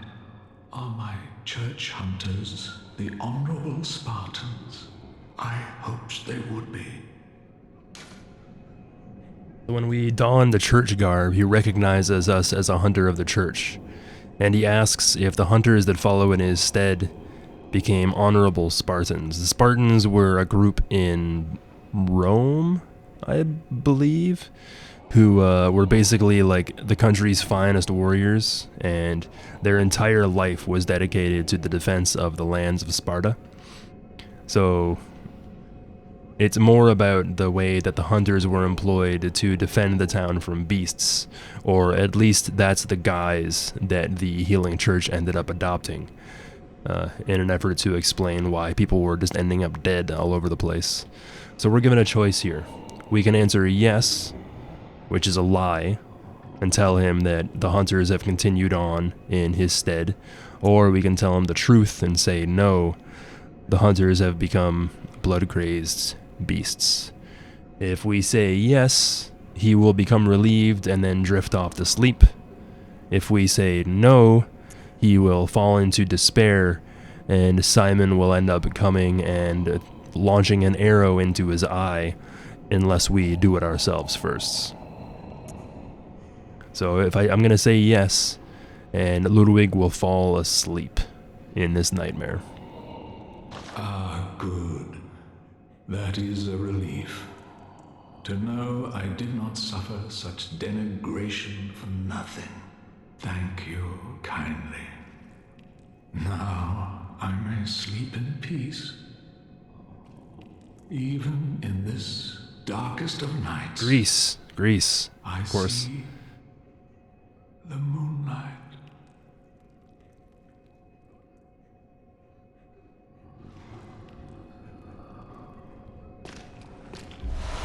So he gives us the Holy Moonlight Sword, his namesake, and then drips off to sleep.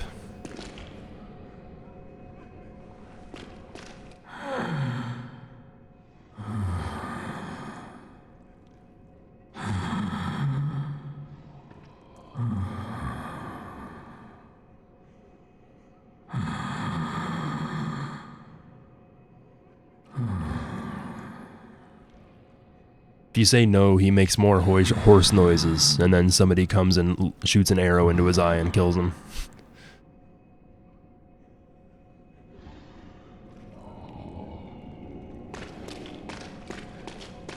Then we also have this dude.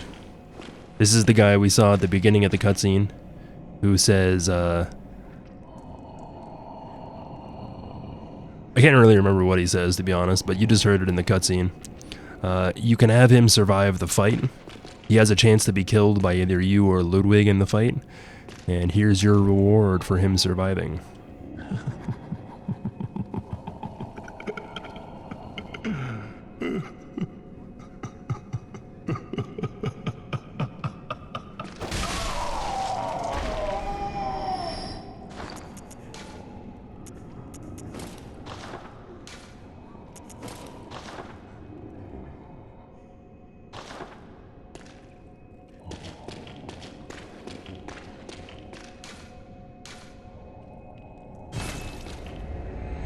So I'm pretty sure if you say yes, I'm pretty sure Simon doesn't move.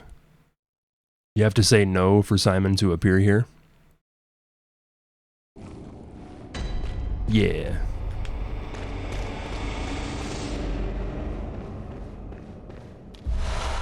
And when we get the dialogue from Simon, he refers to Ludwig as the consummate hero who died with his ideals intact and untarnished.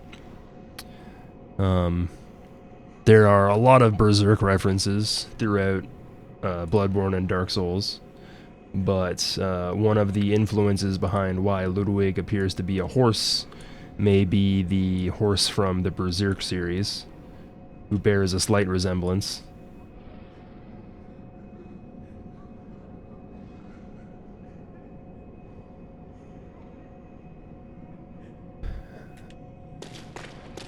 And yeah, I think that about does it for me. Oh wait, the Holy Moonlight Sword. Yeah.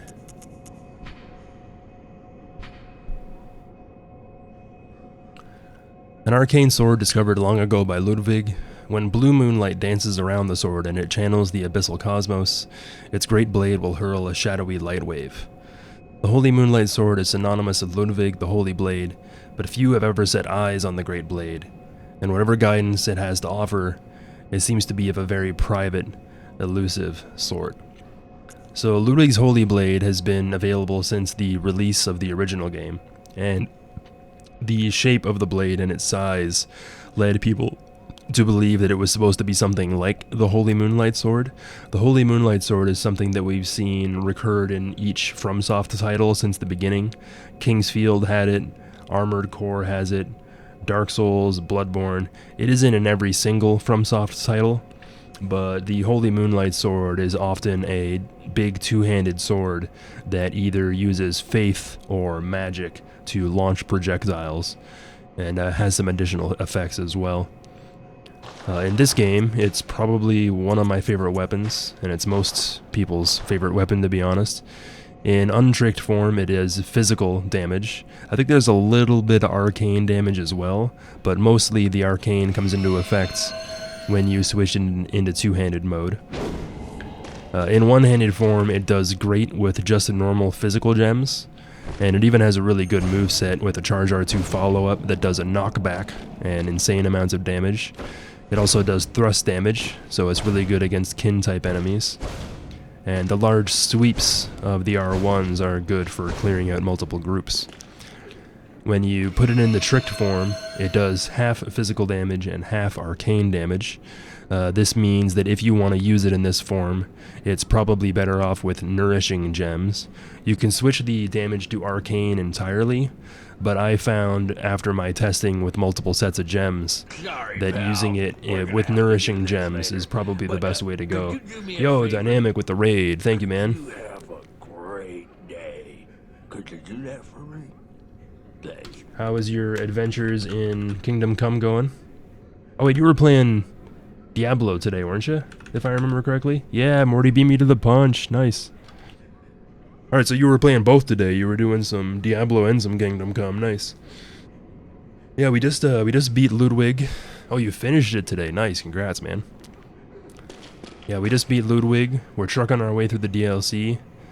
I completed the Defiled Chalice, and I beat Queen Yarnham earlier, which gave me the Queen Yharnam Stone. So we're done with all the Chalice stuff, and I'm free to just peruse through the DLC. I was just talking about the Holy Moonlight Sword, and how before the DLC came out, there was a lot of supposition about Ludwig's Holy Blade and whether it was supposed to be the Holy Moonlight Sword or not.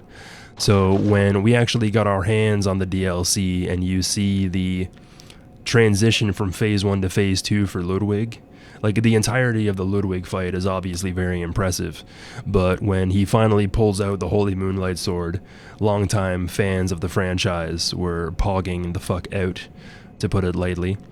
And when you have it in this form, its moveset changes a little bit. You get these kind of vertical swipes. The L2 is a thrust that does arcane damage. It also uses bullets. The jumping attack also uses bullets and shoots a wave in front of the player. And if we do Charge R2s, you can do Charge R2 with a follow-up, and these launch projectiles as well. Aside from the projectile and being able to use this at range, you also swing the sword when you do these attacks. So if you're point blank in front of a target and you hit them with the sword and the projectile at the same time, it can do a ridiculous amount of damage. And yeah, probably one of my favorite weapons in the game, but on my main character I have one Holy Moonlight Sword with physical gems to use it in one-handed form, and then I have another Holy Moonlight Sword with nourishing gems, which increase both physical and arcane attack. I kind of stomped through the fight a little bit quickly, but I wanted to show you guys the lyrics to Ludwig's OST.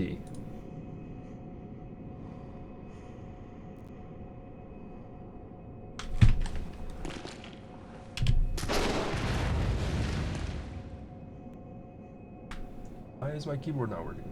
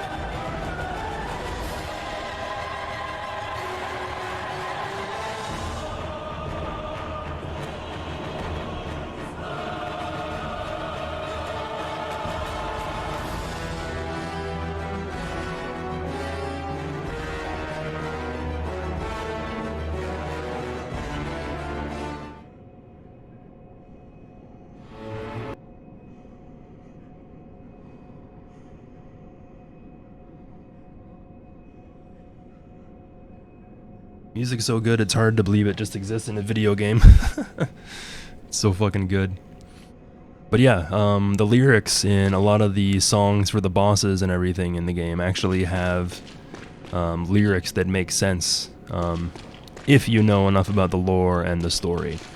There have been plenty of people who have been supplied with the lyrics and they're like, oh, this is all just gibberish. But it makes sense within the context of the game. Ludwig's lyrics are actually the most comprehensible, I would say. When it comes down to like Hail the Nightmare and some of the other songs, it's a little bit more vague and implicative, but it's impactful nonetheless. But yeah, I think that's gonna be it for me today, folks. Getting pretty tired and my throat's starting to hurt. And it has been about 4 hours, so that's usually, I usually go about 4 or 5 hours when I'm doing these sort of runs. Tomorrow, I don't have any chalices to do, so I should be able to start off with proceeding up to the research hall, and then going on to the fishing hamlet. Thank you all for hanging out. Thank you, Dynamic, for the raid. And yeah, I appreciate you guys, and I appreciate anybody who listens to my inane ramblings about this game and its story and lore. When I'm done with this playthrough, I'll be highlighting it and I'll be posting it on YouTube. So keep an eye up there if you missed anything. And I am going to host somebody, so please stick around so I can support my friends. See if we got anybody doing some Bloodborne-y type stuff. And yeah, I'll be on tomorrow at 2 p.m. Eastern to continue and hopefully even finish the run. I might be able to finish it up tomorrow in 4 or 5 hours, so I'm hoping I'll be able to do that.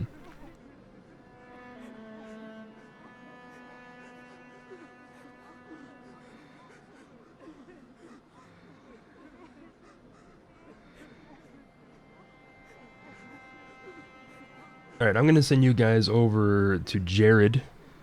Jared is another lore nerd when it comes to these games. He is a variety caster and he plays all sorts of stuff, but I know that he's going to be excited to play through Elden Ring when it drops. And yeah, we are of the same mind. He loves playing these games and taking a deep look at the lore and the story, and I would also argue that he's way better at engaging his chat in that capacity as well. When I do these lore and story playthroughs, I'm basically just telling everything that I've learned along the way, but he engages directly with his chat and helps come up with new ideas of a higher plane. So, have a good night, take it easy, I'll miss you, and let's show Jared some love. Take it easy, folks, and I'll catch you tomorrow at 2 p.m. Eastern.